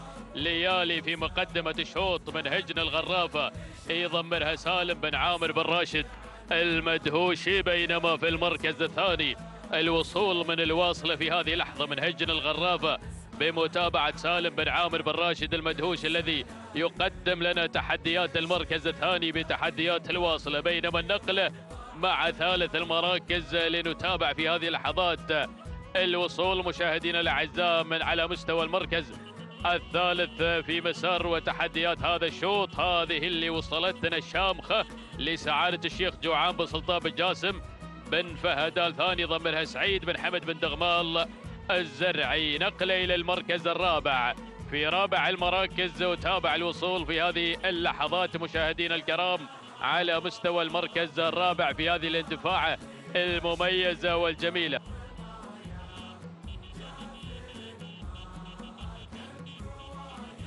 المركز الرابع وصلت مزاج لسعادة الشيخ عبد العزيز بن حمد بن خالد بن أحمد آل ثاني، ضمنها متعب بن عبد الله بن راشد آل فهيدان المري. وفي المركز الخامس وصلت في هذه اللحظة مشاهدينا الأعزاء هدوء من هجن الشحانية، ويضمنها جابر بن سالم بن فاران المري. هذه نتيجتنا مشاهدينا الأعزاء للخمس المراكز المنطلقة والمتقدمة في هذا الشوط. ما شاء الله، يا سلام يا سلام يا سلام. أشواط تحمل لنا التحديات مع سن الحقائق. 4 كيلومترات هي المسافة إلى خط النهاية. عودة إلى مقدمة الشوط مع الشعار الغرفاوي المتصدر في هذه الاندفاع، المتقدم بتقدم ليالي في مقدمة الشوط في هذا الأداء المتميز والجميل من هجن الغرافة، ويضمرها مدهش المضمرين سالم بن عامر بن راشد المدهوشي. بينما في المركز الثاني الشامخة في ثاني المراكز لسعادة الشيخ جوعان بن سلطان بن جاسم بن فهد آل ثاني سعيد بن حمد بن دغمال الزرعي في عملية التضمير. في المركز الثالث تحركت الواصلة من هجن الغرافة مع مدهش المضمرين، ولكن ارصد المركز الرابع. وصلت واندفعت مشاهدينا الأعزاء هدوء من هجن الشحانية مع الشبل جابر بن سالم بن فاران المري. وفي المركز الخامس وصول في هذه اللحظات من أوان من هجن الشحانية مع الذهبي سالم بن فاران المري. هذه نتيجتنا مشاهدينا الأعزاء، لكن عودة إلى مقدمة الشوط 1200 جاوزناها بالتحدي المميز بتقدم واندفاعات هدوء. الله الله الله الله الله. الكيلومتر الأخير، الإعلان الأخير مشاهدينا الكرام على مسار التحدي والمقدمة هناك مع اندفاعة هدوء من هجن شحانية بقيادة الشبل جابر بن سالم بن فاران المري ليالي مع الغرافة هنا على المركز الثاني بتحديات سالم بن عامر بن راشد المدهوشي. وصلت وانطلقت الواصلة المركز الثالث من هجن الغرافة مع سالم بن عامر بن راشد المدهوشي. وفي المركز الرابع وصول من أوان من هجن الشحانية مع الذهبي. وخامس المراكز نختم الندى مع الشامخة لسعادة الشيخ جوعان بن سلطان بن جاسم بن فهد آل ثاني ضمنها سعيد بن حمد بن دغمال الزرعي. هذه نتيجتنا، ولكن نعود إلى ليالي في هذه الليالي المميزة من ليالي هذا المهرجان في رصيدها نقطة في مهرجان الأمير الوالد. هذه ليالي وهجن الغرافة. يا سلام يا سلام يا سلام يا سلام على الأداء الكبير. لحظات الإقلاع إلى خط النهاية والنقطة الرابعة على ما أعتقد في هذا المساء لصالح شعار هجن الغرافة. وهذه ليالي في هذه الليلة المميزة من ليالي هذا المهرجان تندفع في هذا المساء بتحديات شعار هجن الغرافة، ويضمرها مدهش المضمرين سالم بن عامر بن راشد المدهوشي. تحمل الرقم 1 هذه ليالي وفي مقدمة الشوط. سلام سلام سلام ليالي، سلام سلام هجن الغرافة، سلام. شكرا يا سالم بن عامر المدهوشي اللي قدم لنا ليالي في هذا الشوط. بينما المركز الثاني من وصلت مهمة من هجن الشحانية بقيادة المشاغب محمد بن خالد بن عبد الله العطية. وفي المركز الثالث وصلت هدوء من هجن الشحانية مع الشبل جابر بن سالم بن فاران المري. المركز الرابع وصول مشاهدينا الكرام من الشامخة لسعادة الشيخ جوعان بن سلطان بن جاسم بن فهد آل ثاني يضمنها سعيد بن حمد بن دغمال الزرعي. وخامس المراكز وصلت الواصلة من هجن الغرافة مع مدهش المضمرين. هذه نتيجتنا، ملخص الشوط مع الإعادة وليالي خاطفة لناموس هذا الشوط. هذه لحظة الإعادة مشاهدينا الأعزاء لنتابع من خلال التوقيت الزمني ليالي مع نقطة الصفر وتحديات هذا الشوط. 5 دقائق 52 ثانية 52 جزءا من الثانية. هذا هو التوقيت المميز. هجن الغرافة تخطف هذا الشوط بقيادة سالم بن عامر بن راشد المدهوشي مع ليالي. المركز الثاني من وصلت مهمة توقيتها 5 دقائق 56 ثانية 90 جزء من الثانية. تهانينا لهجن الشحانية وللمضمن محمد بن خالد بن عبد الله العطية. بينما في المركز الثالث وصلت هدوء بتوقيت مقداره 5 دقائق 57 ثانية 60 جزءا من الثانية. تهانينا لهجن الشحانية والتهنئة موصولة للشبل جابر بن سالم بن فاران المري.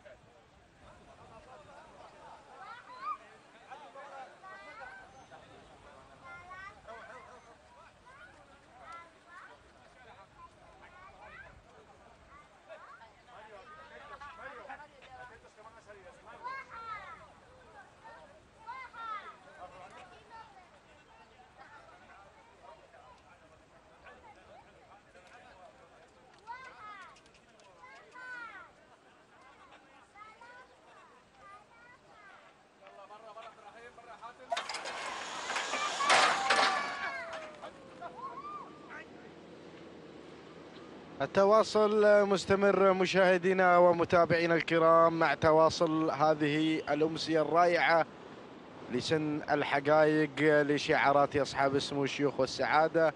ننطلق مع شوطنا الرابع عشر وهو شوط مخصص لفئات الأبكار، المسافة ال4 كيلومترات. نتابع تحديات المركز الأول ونذيع على مسامعكم المراكز الخمسة الأولى. هنا نتابع المقدمة في هذه اللحظات، خيرة لهجن إنتاج أم الزبار في التحدي الأول وفي الانطلاق الأول وعملية التضمير مع مبارك بن محمد بن علي الجربوع المري. بينما المركز الثاني من الجانب الآخر الشعار الغرفاوي يتدخل وينطلق مشاهدينا الأعزاء من خلال تواجد الفاتنة لهجن الغرافة وسالم بن عامر بن راشد بن سعيد المدهوشي. بينما المركز الثالث نتابع هنا أيضا القادمة والمنطلقة في هذا التحدي الكبير والرائع، شواهين لسعادة الشيخ خليفة بن عبد العزيز بن خليفة بن سلطان آل ثاني، مهنا بن محمد بن ضابط الدوسري في المتابعة والتضمير.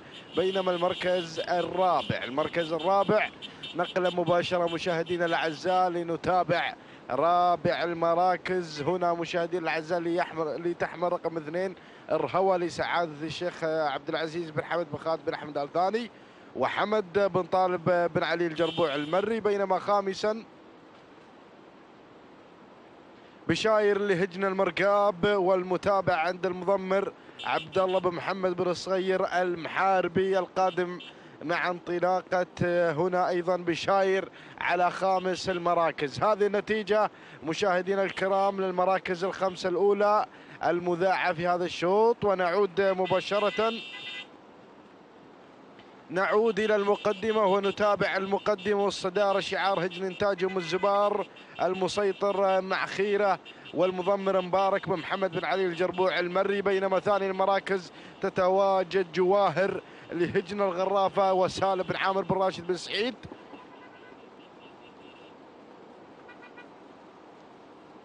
المدهوشي مع ثاني المراكز. بينما المركز الثالث نتابع القادمة في هذا التحدي، القادمة بشاير لهجن المرقاب عبد الله بن محمد بن صغير المحاربي. بينما المركز الرابع وصلت في هذه اللحظة شواهين لسعادة الشيخ خليفة بن عبد العزيز بن خليفة بن سلطان آل ثاني بمتابعة المضمر مهنا بن محمد بن ضابط الدوسري في المركز الرابع. بينما خامس التحديات تتابع القادم والمنطلقة من الجانب الآخر، رقمها محجوب لحظات بنوفيكم بمعلومات صاحبة المركز الخامس تكريم لهجن المرخية جابر بن علي بن سالم بن عامر العمري في المتابعة والقيادة والتضمير. هذه النتيجة مشاهدينا الأعزاء، بدينا نقترب من المنحنى إلى خير والاتجاه المستقيم إلى خط نهاية. الأمور مع جواهر بالشعار الغرفاوي الكبير، شعار رنجال سعادة الشيخ حمد بن جاسم بن فيصل آل ثاني، شعار هجن الغرافة ممثل الغرافة هنا يتواجد على البداية على المقدمة بمتابعة المدهش سالم بن عامر بن راشد بن سعيد المدهوشي هنا في من يتابع هذا الانطلاق المميز مع جواهر. ولكن القادمة في هذه اللحظات خيرة في الأمتار الأخيرة هجن إنتاج أم الزبار. ولكن أتابع بشاير لهجن المرقاب المركز الرابع وصلت في هذه اللحظة تكريم لهجن المرخية القادمة مع رابع المراكز. بينما خامس المراكز أروى تأتي لأول إذاعة في هذا الشوط لسعادة الشيخ عبد العزيز بن حمد بن خالد بن أحمد آل ثاني مع خامس المراكز. هذه النتيجة مشاهدينا الكرام. نعود إلى البداية إلى جواهر. يا سلام يا جواهر على الصدارة، جواهر مسيطرة على زمام أمور هذا الشوط بالشعار الغرفاوي الكبير مع الكيلو المتر الأخير. الله يا المدهوشي سالم بن عامر بن راشد بن سعيد المدهوشي يقدم جواهر في هذا التحدي. ولكن نتابع هنا الوصول من قبل بشاير الخير لهجن المرقاب عبد الله بن محمد بن صغير المحاربي هنا يتقدم ويعلن التحدي. ولكن أروى تصل أروى تنطلق في ثالث المراكز بشعار سعادة الشيخ عبد العزيز بن حمد بن خالد بن أحمد آل ثاني. متعب بن عبد الله بن راشد بن فيدان المري في المتابعة والتضمير، ولكن الأمور مع جواهر وأروى، أروى وجواهر. اللحظات الأخيرة، اللحظات الحاسمة، ولكن هنا مدلهمة تصل في هذا التحدي لهجنة الشحانية بمتابعة المشاغب محمد بن خالد بن عبد الله العطية. ولكن نعود إلى البداية، نعود إلى المقدمة، نعود إلى جواهر على البداية. جواهر ولكن مدلهمة مشاهدينا الأعزاء، ولكن جواهر سلام الغرافة، سلام الغرافة على هذا الانطلاق المميز مع انطلاقة جواهر. تهانينا والناموس لسعادة الشيخ حمد بن جاسم بن فيصل آل ثاني، سالم بن عامر بن راشد بن سعيد المدهوشي المركز الثاني، مدلهمة لهجنة الشحانية المركز الثالث. وصلت فيه مشاهدي الاعزاء سطير لهجنة الشحانية المركز الرابع، وصلت فيه اروى لسعادة الشيخ عبد العزيز بن حمد بن خالد بن احمد آل ثاني. المركز الخامس، المركز وصلت فيه مشاهدينا الاعزاء الفاتنه الهجنه الغرافه. اذا مشاهدينا الاعزاء نعود الى التوقيت الزمني ولحظه وصول جواهر. تهانينا وناموس الهجنه الغرافه الى المدهوش سالم بن عامر المدهوشي، 5 دقائق 56 ثانيه و47 جزء من الثانيه. تهانينا والناموس. بينما المركز الثاني مدلهمة لهجنة الشحانية والمضمر المشاغب محمد بن خالد بن عبد الله العطية، 5 دقائق 56 ثانية و89 جزء من الثاني. تهانينا والناموس. بينما المركز الثالث سواح لهجنة غرافة وسالم بن عامر المدهوشي، التوقيت الزمني 5 دقائق 56 ثانية و97 جزء من الثانية. تهانينا والناموس لجميع الفائزين.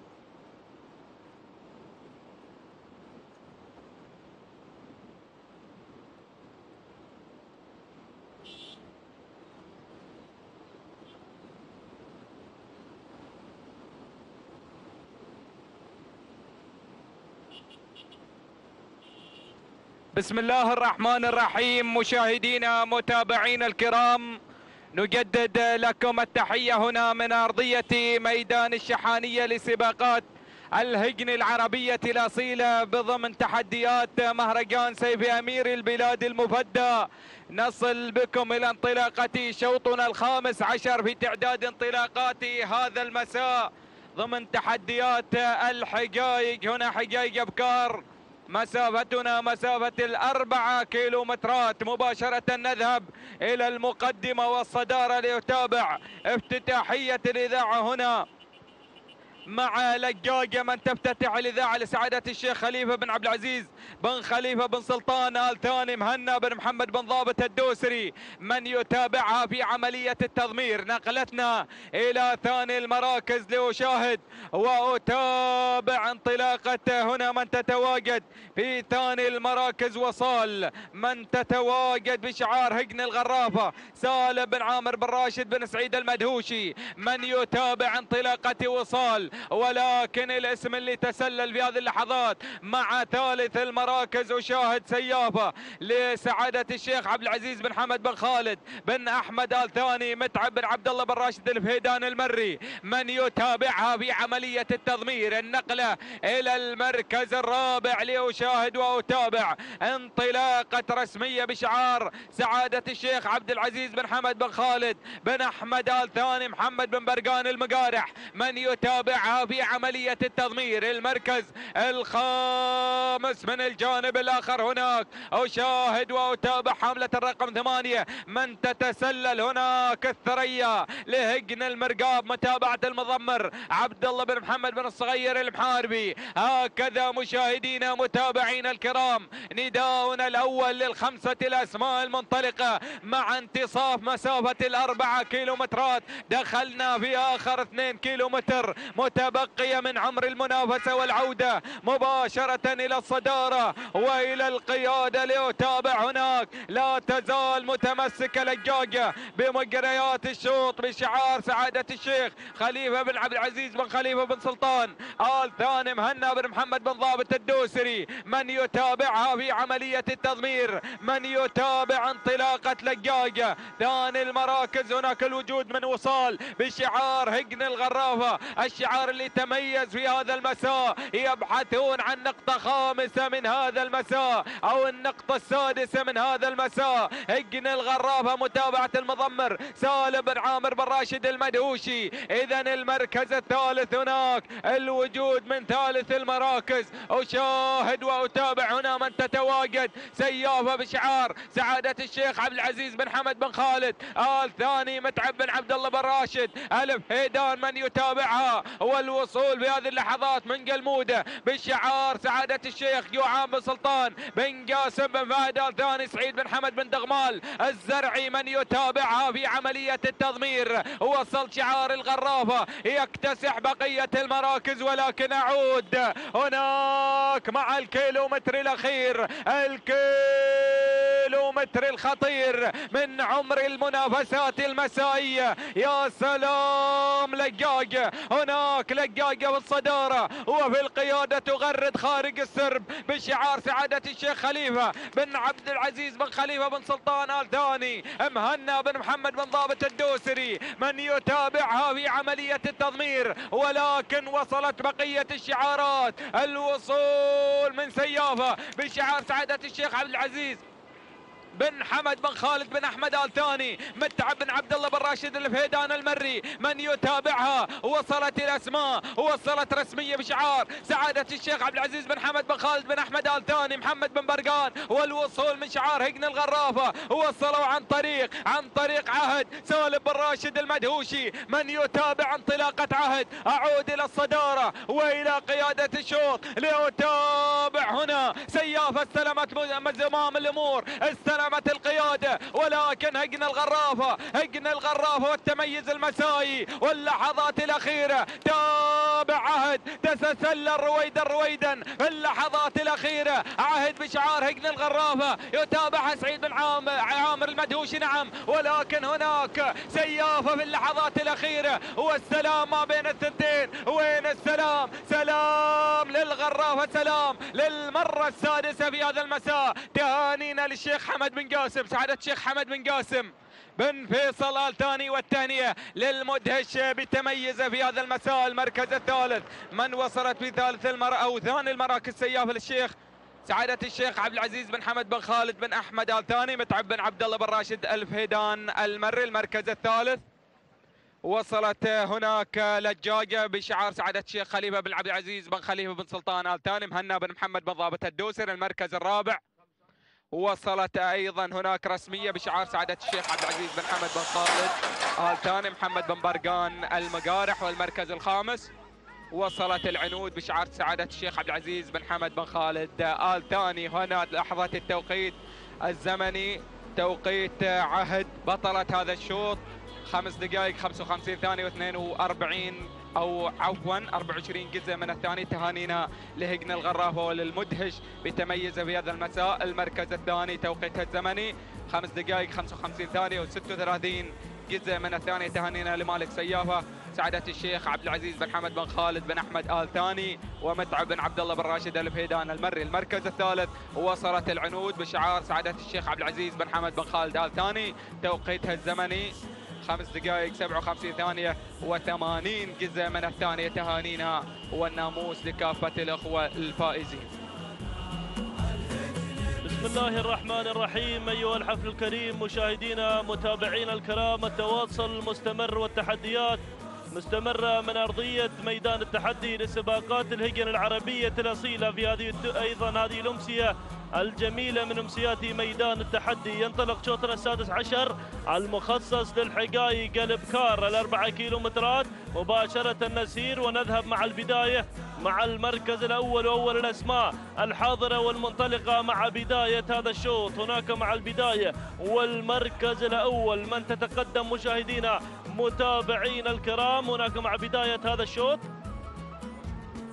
الظبي لسعادة الشيخ عبد العزيز بن حمد بن خالد بن أحمد آل ثاني مع متعب بن عبد الله بن راشد الفهيدان المري. من يتابع لنا الظبي مع البداية وصدارة هذا الشوط، بينما المركز الثاني وتابع عذبة لهجن الغرافة والمدهش سالم بن عامر المدهوشي من ياتي مع المركز الثاني. المركز الثالث أرى الوصول والتقدم مشاهدينا الكرام من قبل عهود لسعادة الشيخ سعود بن عبد الله بن عبد الرحمن آل عبد الرحمن آل ثاني. هادي بن جار الله بن علي بن جار الله من يتابعها في عملية التضمير. المركز الرابع من تتقدم في هذا المسار المتميز والجميل على الوصول من شعار هجن إنتاج أم الزبار، من يقدم لنا تحديات مميزة والجميلة مع انطلاقة نوادر مع ناصر بن حمد بن مسفر الشهواني. ولكن يتابع الوصول والتقدم من مدللة لسعادة الشيخ خليفة بن عبد العزيز بن خليفة بن سلطان آل ثاني. مهنا بن محمد بن ضابط آل ضابط الدوسري من يتابعها في عملية التضمير. دخول ووصول مشاهدينا الكرام من الظبي لهجن البشاير مع عبد الله بن طويرش بن محمد الوهيبي من يتابع لنا ايضا تحديات هنا هجن البشاير ويتابع لنا الظبي. هكذا هي الاسماء الخمسه الاولى المتقدمه في مسار وتحديات هذا الشوط. لكن عوده مع البدايه، عوده مع الظبي، الظبي مع المركز الاول لسعاده الشيخ عبد العزيز بن حمد بن خالد بن احمد آل ثاني. متعب بن عبد الله بن راشد آل فهيدان المري من يتابع لنا الظبي. المركز الثاني تتقدم هنا الظبي لهجن البشاير مع عبد الله بن طويرش بن محمد آل وهيبي من يتابع لنا ايضا الظبي مع ثاني التحديات. المركز الثالث ارى الوصول التقدم من مدلله لسعاده الشيخ خليفه بن عبد العزيز بن خليفه بن سلطان آل ثاني. مهنا بن محمد بن ضابط آل ضابط الدوسري. المركز الرابع من تتقدم في هذا المسار وصلت هنا عذبه لهجن الغرافه مع المدهش سالم بن عامر المدهوشي. يصل المدهش مع المركز الرابع والمركز الخامس يقدم لنا عفاريت هجن الغرافه ايضا والمدهش سالم بن عامر المدهوشي من يتقدم مع المركز الخامس والرابع في هذا المسار. لكن نعود مع الصداره، نعود مع المركز الاول والبدايه هناك مع الظبي لسعاده الشيخ عبد العزيز بن حمد بن خالد بن احمد آل ثاني ومتعب بن عبد الله بن راشد آل فهيدان المري من يقدم لنا الظبي مع الصداره والمركز الاول. بينما يتابع المركز الثاني تتقدم ايضا هنا الظبي بشعار هجن البشاير وعبد الله بن طويرش الوهيبي من يتابع لنا الظبي مع المركز الثاني. المركز الثالث تتقدم مدلله لسعاده الشيخ خليفه بن عبد العزيز بن خليفه بن سلطان آل ثاني. مهنا بن محمد بن ضابط آل ضابط الدوسري. المركز الرابع قدوم من عفاريت لهجن الغرافه سالم بن عامر المدهوشي. ولكن الله يا البدايه الظبي مع الصدارة مع المركز الأول. أجواء الكيلومتر الأخير لسعادة الشيخ عبد العزيز بن حمد بن خالد بن أحمد آل ثاني. متعب بن عبد الله بن راشد آل فهيدان المري من يقدم لنا الظبي مع الصدارة. المركز الثاني الظبي بشعار هجن البشاير أيضا من تأتي مع ثاني التحديات عبد الله بن طويرش الوهيبي من يتابع الظبي بشعار هجن البشاير. المركز الثالث وصول وتقدم من مدلله لسعادة الشيخ خليفة بن عبد الله بن عبد الرحمن آل عبد الرحمن آل ثاني. وايضا هنا مهنا بن ضابط الدوسري. والمركز الرابع هجن الغرافه. لكن البدايه الله يا سلام الظبي والظبي في موقع ايضا جميل ومتميز. لكن الظبي هجن البشاير، هجن البشاير تزف البشاير الى اهالي السلطنه، اهالي السلطنه مع هجن البشاير وعبد الله بن طويرش بن محمد الوهيبي. سلام هجن البشاير، سلام الى سيدي صاحب السمو السيد اسعد بن طارق آل سعيد على هذا التألق المسائي الجميل هنا في أرضية ميدان التحدي. سلام هجن البشاير، سلام ومشكور يا ابو محمد عبد الله بن طويرش الوهيبي على هذا الأداء المميز والجميل. المركز الثاني وصلت مع ثاني التحديات الظبي لسعادة الشيخ عبد العزيز بن حمد بن خالد بن أحمد آل ثاني. متعب بن عبد الله بن راشد الفهيدان المري. والمركز الثالث وصلت مدلله لسعادة الشيخ خليفة بن عبد العزيز بن خليفة بن سلطان آل ثاني. مهنا بن محمد بن ضابط آل ضابط الدوسري. المركز الخامس او الرابع مشاهدينا الكرام عفاريت لهجن الغرافه سالم بن عامر بن راشد المدهوشي. المركز الخامس وصلت ايضا عذبه لهجن الغرافه مع المدهش سالم بن عامر المدهوشي. هكذا مشاهدينا الكرام متابعينا الافاضل تابعنا هذا الشوط حيث كانت هجن البشاير حاضره مع الموعد لتهدي ايضا اهالي سلطنه عمان هذا الفوز وهذا الانتصار بتوقيت زمني وقدر 5 دقائق 50 ثانيه. جزئين من الثانيه تهانينا والناموس الى هجن البشاير والى عبد الله بن طويرش الوهيبي من قدم لنا ايضا ظبي مع هذا الشوط. بينما المركز الثاني وصلت الظبي وتوقيتها ايضا 5 دقائق 53 ثانيه 13 جزء من الثانيه. تهانينا والناموس الى سعاده الشيخ عبد العزيز بن حمد بن خالد بن احمد ال ثاني والى متعب بن عبد الله بن راشد الفيدان المري. المركز الثالث وصلت مدلله وتوقيتها الزمني 5 دقائق 55 ثانيه 94 جزء من الثانيه.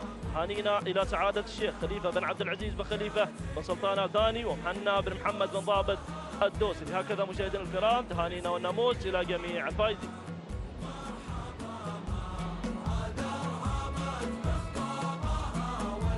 مشاهدينا متابعينا الاعزاء، تتواصل التحديات والاثاره على ارضيه ميدان التحدي ميدان الشحانيه في هذا المساء، وعلى بركه الله ينطلق الشوط السابع عشر الخاص للابكار الانتاج من مسافه 4 كيلومترات. نيسان بترول ستيشن. نسير مع هذه الاسماء المنطلقه ومع هذه الشعارات المندفعه والباحثه عن الناموس. نبدا بعد المراكز ونبدا مع البداية. أول الأسماء الظبي بشعار سعد الشيخ محمد بن فلاح بن جاسم بن جبر الثاني ومتعب بن مخلد بن خالد العتيبي. في عملية التضمير يتواجد ويقدم لنا الظبي على البداية وعلى أول الأسماء. ثاني المراكز تتقدم شرارة هجري إنتاج من الزبار حمد بن سالم بن زاهرة المري في عملية التضمير. ثالث الأسماء وصلت كحيلة هجري إنتاج من الزبار وفاران بن محمد بن حمد بن قريع المري. ورابع المراكز القادمة الجازي هجري إنتاج من الزبار وناصر بن حمد بن مسفر الشهواني في عملية التضمير. وخامس الأسماء حربة هجري إنتاج من الزبار مبارك بن محمد بن علي الجربوع المري بن صرير يتقدم في عملية التضمير مع حربة. هكذا هي النتيجة الأولى مشاهدينا متابعينا الأعزاء للخمس المراكز المتقدمة والخمسة شعارات المندفعة. ونعود مع البداية.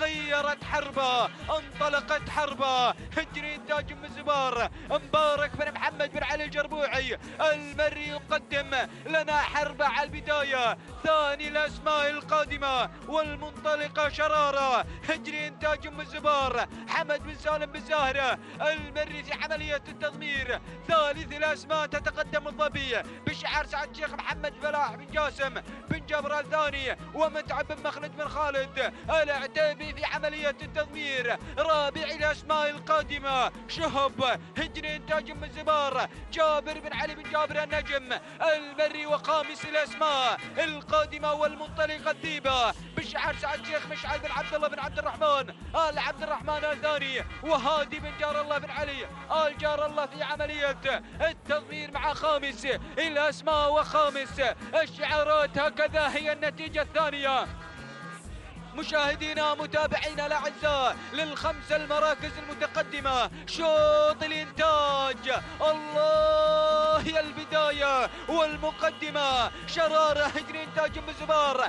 حمد بن سالم بن زاهره المري يتقدم مع شراره ومع هجري انتاج ام الزبار. ثاني الاسماء القادمه شهب هجري انتاج من زبار جابر بن علي بن جابر النجم المري. خادمه حربه لتشن الحرب بشعار هجري انتاج من زبار ومبارك بن محمد بن علي الجربوعي المري بن صرير في عمليه التضمير. رابع المراكز الذيبه بشعار سعد الشيخ مشعل بن عبد الله بن عبد الرحمن الثاني وهادي بن جار الله بن علي آل جار الله. وخامس الاسماء الدوحه هجري انتاج من زبار مبارك بن محمد بن علي الجربوعي يتقدم مع الدوحه مع خامس الاسماء الكيلومتر الاخير الكيلو الخطير نيسان بترول ستيشن عند خط النهاية. البداية والمقدمة الله يا شهب هجري انتاج من زبار جابر بن علي بن جابر النجم المري. حربة هجري انتاج من زبار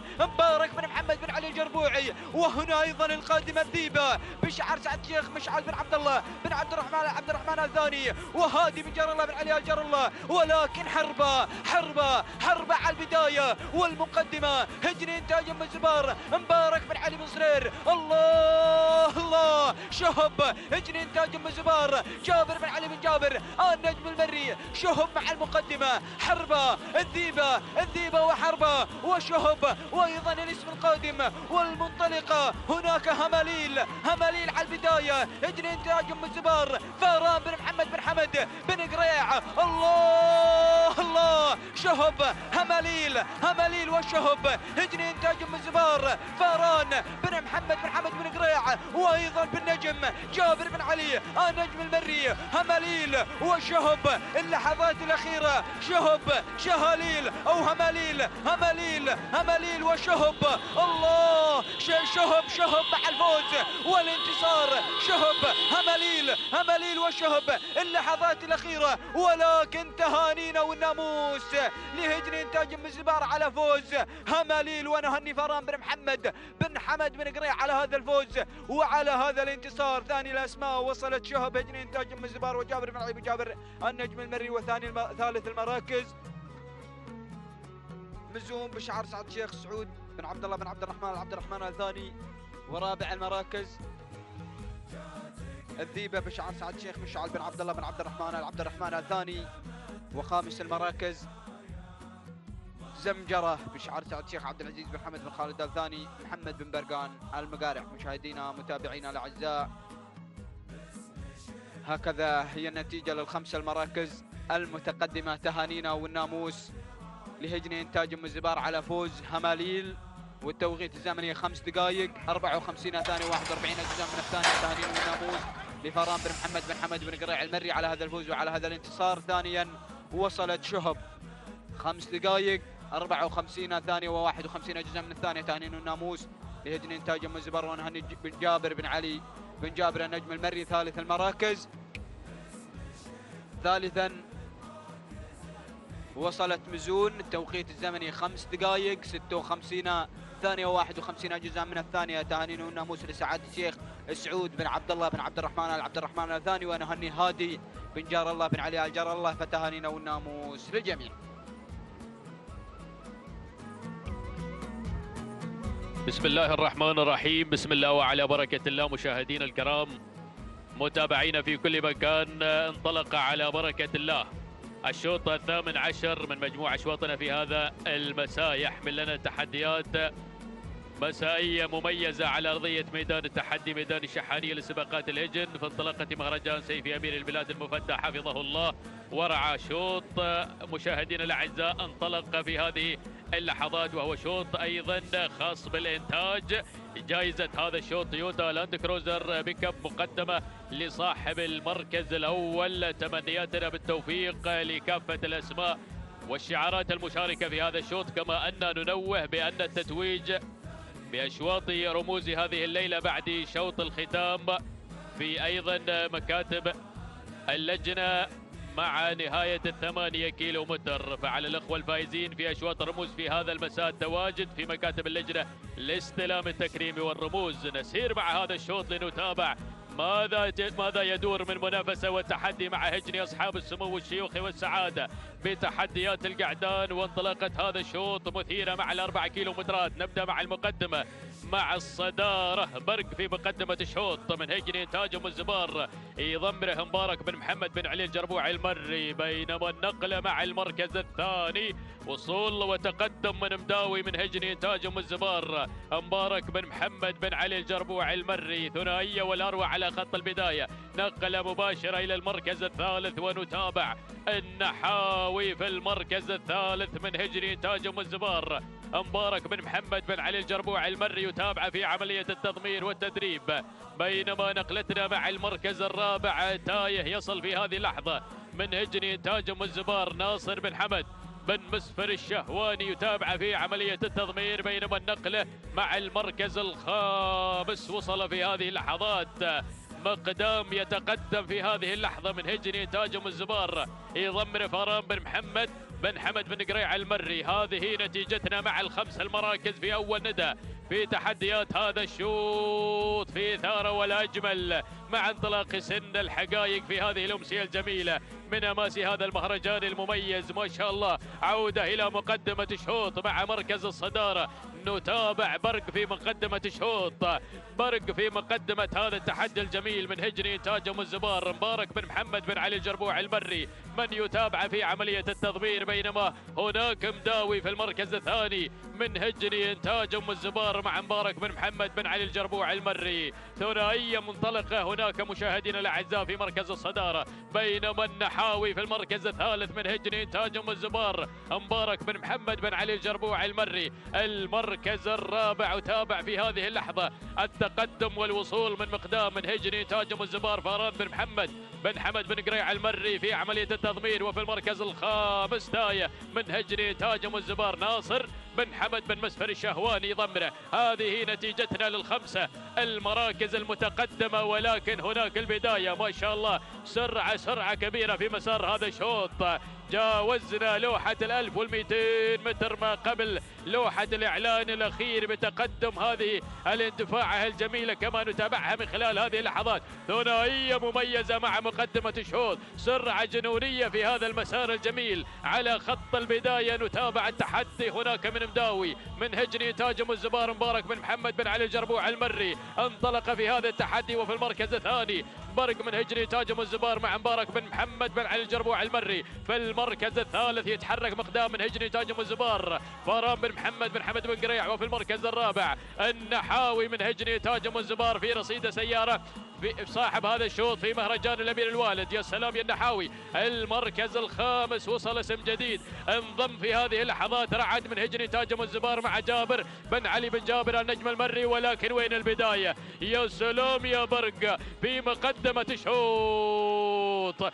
برق مع الامتار النهائية ينطلق هنا من هجري إنتاج الزبار يضمره مبارك بن محمد بن علي الجربوع المري. هذا هو برق مشاهدينا الأعزاء، انطلق في هذا المساء في هذا التحدي في هذا الشوط. تويوتا لاند كروزر بك في الانتظار وبرق في مقدمة الشوط. في المركز الثاني نتابع مداوي النحاوي على المركز الثالث وبدأ يتقدم مقدام في المركز الرابع، ولكن برق في الصدارة. برق مع الناموس مع الانتصار. هذا هو برق من هجري إنتاج الزبار مبارك بن محمد بن علي الجربوعي المري من يقدم لنا برق في مقدمة هذا الشوط. ما شاء الله يا بن صرير من يقدم لنا برق في هذا الأداء الكبير في مقدمة الشوط. برق سلام هجري إنتاج الزبار. سلام تهانينا لمبارك بن محمد بن علي الجربوعي المري الذي قدم لنا برق في هذا الشوط. النحاوي وصل ثانيا من هجري إنتاج الزبار مع مبارك بن محمد بن علي الجربوعي المري. وفي المركز الثالث وصل مقدام من هجري إنتاج الزبار مع فاران بن محمد بن حمد بن قريع المري. وفي المركز الرابع الوصول من مداوي من هجري إنتاج الزبار مع مبارك بن محمد بن علي الجربوع المري. وخامسا وصول من رعد من هجري إنتاج الزبار مع جابر بن علي بن جابر النجم المري. لحظة الإعادة وهناك برق مشاهدينا الأعزاء مع الملخص. نتابع من خلال اللقطات البطيئة لحظة وصوله مع الأمتار الذهبية وإلى خط النهاية لنتابع التوقيت الزمني مع برق من مسافة ال4 كيلومتر هو 5 دقائق 55 ثانية 42 جزء من الثانية. تهانينا هجري إنتاج الزبار وتهنئة موصولة لمبارك بن محمد بن علي الجربوعي المري على فوز برق بالمركز الأول. المركز الثاني وصل النحاوي، توقيت النحاوي هو 5 دقائق 57 ثانية 62 جزء من الثانية. تهانينا لهجري إنتاج الزبار والتهنئة موصولة لمبارك بن محمد بن علي الجربوعي المري. وفي المركز الثالث وصل مقدام توقيته الزمني هو 5 دقائق 59 ثانية 89 جزءا من الثانية. تهانينا لهجري إنتاج الزبار والتهنئة موصولة لفاران بن محمد بن حمد بن قريع المري. التواصل يستمر مشاهدينا متابعينا الكرام في أشواطنا المسائية المخصصة لسن الحقائق. نصل بكم إلى انطلاقتنا 19 انطلاقة شوط ما قبل الختام في هذا المساء الجميل من أماسي مهرجان سيف أمير البلاد المفدى. نذهب مباشرة إلى انطلاقة وتحديات هذا الشوط والقيادة والصدارة. هناك نشاهد وهاجة بشعار سعادة الشيخ خالد بن علي بن سعود بن عبد العزيز آل ثاني عبد الرحمن بن سالم بن خليفة الكبيسي من يتابعها في عملية التضمير. نقلتنا إلى ثاني المراكز لأشاهد شقرة بشعار هجني إنتاج أم الزبار ناصر بن حمد بن مسفر الشهواني الهاجري من يتابعها في عملية التضمير. المركز الثالث أشاهد ديما بشعار هجني إنتاج أم الزبار مبارك بن محمد بن علي القربوع المري من يتابعها هناك مع مستوى ثالث المراكز. والنقلة إلى المركز الرابع لأشاهد مزنة بشعار إنتاج هجني إنتاج أم الزبار مبارك بن محمد بن علي القربوع المري من يتابعها. نقلة إلى مستوى خامس المراكز لأشاهد وأتابع هناك الوذنة بشعار هجني إنتاج أم الزبار حمد بن سالم بن زاهر المري من يتابعها في عملية التضمير. هكذا مشاهدينا متابعينا الكرام أكملنا على مسامعكم نداؤنا الأول من خلال مسار هذا الشوط للخمسة الأسماء المنطلقة والمبحرة في سماء الإنجازات. مباشرة إلى المركز الأول لأتابع وهاجة التي لا تزال تتسيد هذا الموقف وتقود الجموع المشاركة في هذا الشوط. يقدم لنا وهاجة هنا بشعار سعادة الشيخ خليفة بن علي بن سعود بن عبد العزيز آل ثاني عبد الرحمن بن سالم بن خليفة الكبيسي من يتابعها في عملية التضمير. المركز الثاني أشاهد هناك ديما بشعار هجني إنتاج أم الزبار مبارك بن محمد بن علي القربوعي من يتابعها في عملية التضمير. النقلة إلى ثالث المراكز لأشاهد وأتابع الوجود يأتي من الوذنة بشعار هجني إنتاج أم الزبار حمد بن سالم بن زاهرة المري من يتابعها في عملية التضمير. المركز الرابع هناك شقرة بشعار هجني إنتاج أم الزبار ناصر بن حمد بن مسفر الشهواني من يتابعها في رابع المراكز. والمركز الخامس من تسللت في هذه اللحظات التماس بشعار سعادة الشيخ مشعل بن عبد الله بن عبد الرحمن العبد الرحمن الثاني هادي بن قار الله بن علي بن قار الله من يتابعها في عملية التضمير. هكذا مشاهدينا الكرام أتممنا النداء الثاني للأسماء المتقدمة في هذا الشوط. والعودة مباشرة نذكر بأن هذا الشوط شوط إنتاج مخصص هذا الشوط للإنتاج. العودة مباشرة إلى صدارة وهاجة التي لا تزال تقود الجموع المشاركة إلى حتى اللحظة تقترب من 1200 متر المتبقي من عمر الشوط. ولكن أشاهد الضغط يأتي في هذه اللحظات. يأتي الضغط من ديما بشعار هجني إنتاج أم الزبار مبارك بن محمد بن علي القربوعي من يتابعها في عملية التضمير. وصلت المساندة هنا والوصول من الوذنة بشعار هجني إنتاج أم الزبار حمد بن سالم بن زاهرة المري من يقدمها. وصلت في هذه اللحظات التماس مع مستوى رابع المراكز بشعار سعادة الشيخ مشعل بن عبد الله بن عبد الرحمن العبد الرحمن آل ثاني من يقدمها هادي بن قار الله بن علي بن قار الله. يا سلام يا سلام شاهد التغيير شاهد التغيير هناك مع مقدمة الشوط. غيرت التماس من الجانب الآخر. ليه هنا السادة المشاهدين عبر قناة الريان الفضائية نتابع التماس اللي تسللت إلى الصدارة وإلى القيادة بشعار سعادة الشيخ مشعل بن عبد الله بن عبد الرحمن العبد الرحمن آل ثاني.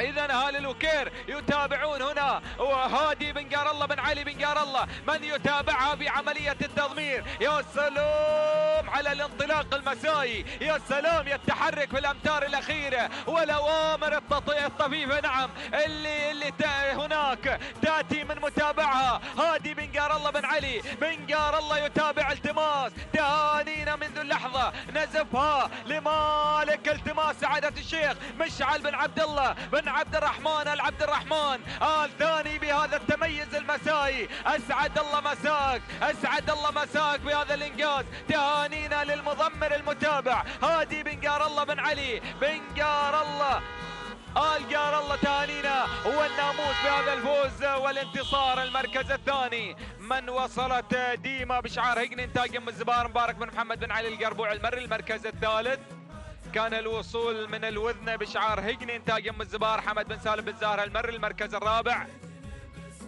وصلت في وهاقي بشعار الشيخ خليفة سعادة الشيخ خليفة بن علي بن سعود بن عبد العزيز آل ثاني، عبد الرحمن بن سالم خليفة الكبيس المركز الخامس. وصلت في معزة بشعار هجني إنتاج أم الزبار مبارك بن محمد بن علي القربوع المري. تهانينا والناموس. نعود إلى لحظة التوقيت الزمني 5 دقائق 57 ثانية و66 جزء من الثانية. تهانينا لمالك التماس سعادة الشيخ مشعل بن عبد الله بن عبد الرحمن آل عبد الرحمن آل ثاني. هذه بنقار الله بن علي تابعها في عملية التضمير. المركز الثاني من وصلت في ثاني المراكز كان توقيتها الزمني 5 دقائق 5 دقائق 59 ثانية 34 جزء من الثاني. تهانينا لمالك ديما هيجن إنتاج أم الزبار. المركز الثالث كان الوصول من الوذنة لهيجن إنتاج أم الزبار حمد بن سالم بن ساهر المري. توقيتها الزمني 5 دقائق 59 ثانية و74 جزء من الثاني. تهانينا والناموس لجميع الأخوة الفائزين. التواصل مستمر مشاهدينا متابعينا الكرام. ينطلق شوطنا العشرون وهو ختام هذه الأشواط المسائية المتميزة. مباشرة نسير مع الصدارة، نسير مع المركز الأول وأول الأسماء الحاضرة والمنطلقة هنا مع بداية هذا الشوط. هناك مع الصدارة مع المركز الأول والبداية مع الصدارة هناك متغطرس لهجن إنتاج أم الزبار مع المركز الأول ومتابعة مبارك بن محمد بن علي الجربوعي المري من يقدم لنا متغطرس مع الصدارة مع المركز الأول. أو عفوا هناك مشاهدينا الكرام الصدارة والمركز الأول مع مدرك لسعادة الشيخ سعود بن عبد الرحمن بن غانم آل عبد الرحمن آل ثاني مع سالم بن سعيد بن محمد بن لزيوح المري من يتابع لنا هناك مدرك مع البداية والمركز الأول. المركز الثاني متغطرس من هجن إنتاج أم الزبار مع مبارك بن محمد بن علي الجربوعي المري من يتابع لنا متغطرس. بينما المركز الثالث أرى الوصول والتقدم من المرجان لهجن إنتاج أم الزبار فاران بن محمد بن حمد بن قريع المري من يتابع لنا تحركات المرجان. المركز الرابع يتقدم هنا مسكت لهجن إنتاج أم الزبار حمد بن سالم بن زاهرة المري من يقدم لنا أيضا مسكت مع المركز الرابع. المركز الخامس وتابع هناك التقدم من الحصان لسعادة الشيخ ناصر بن علي بن أحمد آل أحمد آل ثاني إبراهيم بن عبد الله بن إدريس من يتابع لنا أيضا هذا الشعار ويتابع الحصان في هذا المسار المميز والجميل مساري شوط الختام ختام هذه الأمسية التراثية الجميلة. لكن نعود مع البداية نعود مع المركز الأول مدرك مع الصدارة مدرك مع المركز الأول من يقدم لنا هذا الأداء المميز والجميل بشعار سعادة الشيخ سعود بن عبد الرحمن بن غانم آل عبد الرحمن آل ثاني سالم بن سعيد بن محمد بن لزيوح المري من يتابع هذا الشعار مع المركز الأول. بينما المركز الثاني وتابع متغطرس هجري إنتاج أم الزبار مبارك بن محمد بن علي الجربوعي المري بن صهير من يتابع لنا تحديات متغطرس مع المركز الثاني. المركز الثالث أرى التقدم والوصول من مسكت لهجري إنتاج أم الزبار حمد بن سالم بن زاهرة المري أيضا من يتابع لنا تحدياته المميزة والمثيرة. المركز الرابع وصول وقدوم مشاهدينا الكرام من المرجان لهجري إنتاج أم الزبار فاران بن محمد بن حمد بن قريعة المري مع المركز الرابع.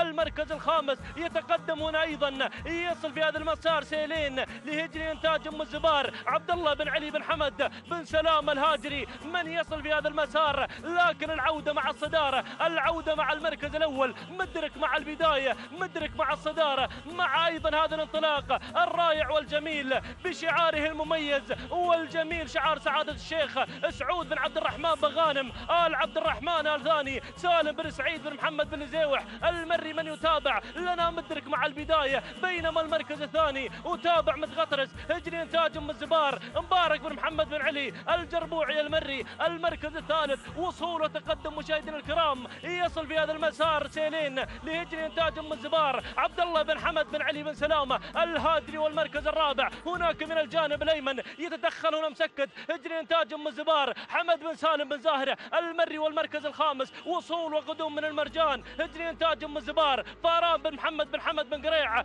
المري. ولكن الله يا سلام مدرك واجواء الكيلومتر الأخير الكيلو الخطير. ركز يا بن لزيوح الجماعة قادمين في هذا المسار يصل هنا مع المركز الثاني. المركز الثاني يصل ويتقدم هنا ايضا سيلين. هجري انتاج ام الزبار بن سلامه قادم بينما وتابع وصول وتقدم من المرجان لهجري انتاج ام الزبار. فاران بن محمد بن حمد بن قريع المري، ولكن رصد الوصول يصل مبدا اول نداء لهذا الاسم يصل في هذا المسار. هجري انتاج ام الزبار مبارك بن محمد بن علي الجربوعي المري، ولكن مدرك مع البدايه، مدرك مع الصداره، ولكن هنا مبدا يصل في هذا المسار يغير الى الصداره، يغير الى المركز الاول.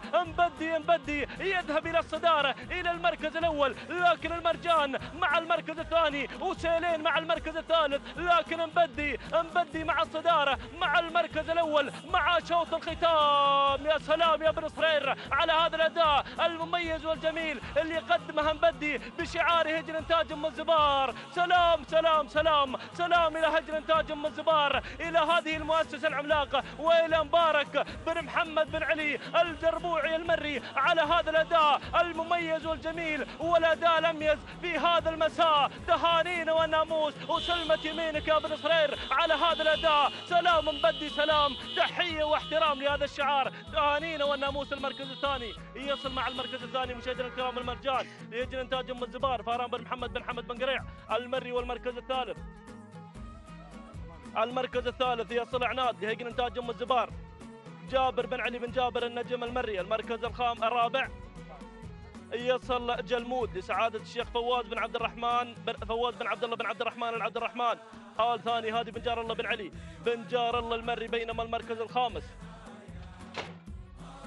المركز الخامس سيلين بشعار هجر انتاج ام الزبار مع عبد الله بن علي بن حمد بن سلامه الهاجري. هكذا مشاهدينا الكرام متابعينا الافاضل تابعنا شوط الختام، ولكن مبدي كان حاضرا مع الموعد، وهنا ايضا فرحه جماهير هذا الشعار على هذا الفوز وهذا الانتصار. تهانينا والناموس الى هجر انتاج ام الزبار على هذا الفوز وهذا الانتصار، ومشكور يا بن صرير على هذا الاداء المميز والجميل. 5 دقائق 58 ثانيه 71 جزء من الثانيه هو توقيت مبدي. تهانينا الى مؤسسه هجر انتاج ام الزبار والى مبارك بن محمد بن علي الجربوعي المري. بينما المركز الثاني وصل المرجان وتوقيته الزمني 6 دقائق وثانيتين 91 جزء من الثانيه. تهانينا والناموس الى هجر انتاج ام الزبار والى فاران بن محمد بن حمد بن قريع المري. بينما المركز الثالث كان الوصول والقدوم مشاهدينا الكرام من عناد وتوقيته الزمني 6 دقائق 3 ثواني 23 جزء من الثانيه. تهانينا والناموس الى هجر انتاج ام الزبار والى جابر بن علي بن جابر النجم المري على هذا الفوز وهذا الانتصار. هكذا مشاهدينا الكرام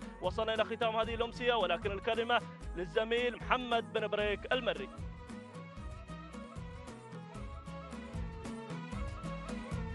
شكرا للزميل سعيد بن سالم المالكي. متواصلين مشاهدينا الاعزاء والحفل الكريم ضمن فعاليات المهرجان السنوي لسباق الهجن العربية الأصيلة، نأتي إلى تتويج الفائزين في هذا اليوم، حيث شهدت أرضية ميدان الشحانية فعاليات كثيرة اليوم، بداية بسباق الهجن التراثي الذي أقيم في الفترة الصباحية،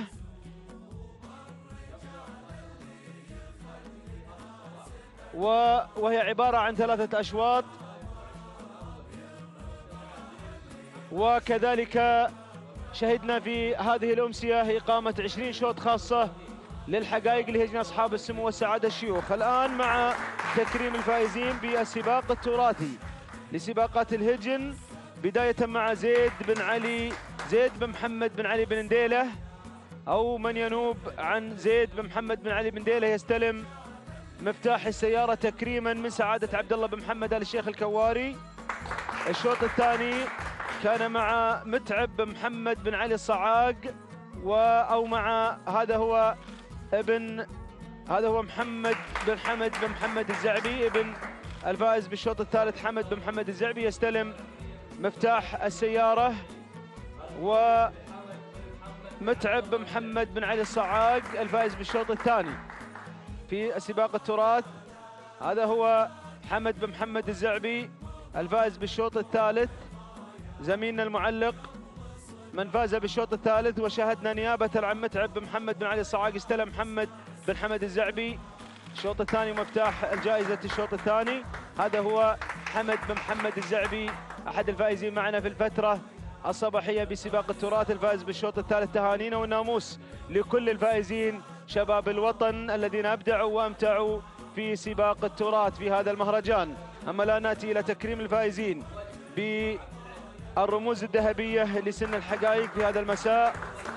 وجد هي من انتزعت الشوط المفتوح للحقائق البكار لهجن أصحاب السمو والسعادة الشيوخ. وجد المملوكة لسعادة الشيخ عبد العزيز بن حمد بن خالد آل ثاني، يضمرها محمد بن برقان بن مقارح. وسعادة عبد الله بن محمد آل الشيخ الكواري يكرم الفائزين بهذه الشلفة. وهذا هو نجل سعادة الشيخ عبد العزيز بن حمد بن خالد آل ثاني يستلم الشلفة الذهبية، شلفة وجد الفائزة بالشلفة في الشوط المفتوح للحقائق البكار. أيضا المضمر الصارم محمد بن برقان بن مقارح من قدم وجد في الشوط المفتوح للحقائق البكار بعد أن أخذ اللقطات التذكارية، بينما سيعود بعد قليل أيضا محمد بن برقان مع نجل سعادة الشيخ عبد العزيز بن حمد آل ثاني. هذا هو مرة أخرى من اختطف الخنجر الذهبي للحقائق القعدان الشوط المفتوح. خنجر صمصام من انتزع الشوط الأول الرئيسي، وإبداع لشعار سعادة الشيخ عبد العزيز بن حمد بن خالد آل ثاني في هذا المساء بفوزه وانتزاعه للأشواط الرموز المفتوحة الذهبية، الشلفة الذهبية والخنجر الذهبي. أيضا محمد بن برقان بن مقارح وأنجال سعادة الشيخ عبد العزيز بن حمد بن خالد آل ثاني يستلمون الأشواط المفتوحة. هذا هو الصارم يرفع الرموز عاليا. تهانينا وناموس على هذا الفوز المستحق. أما الآن نأتي إلى أشواط الإنتاج التي اختطفتها هجن إنتاج أم الزبار.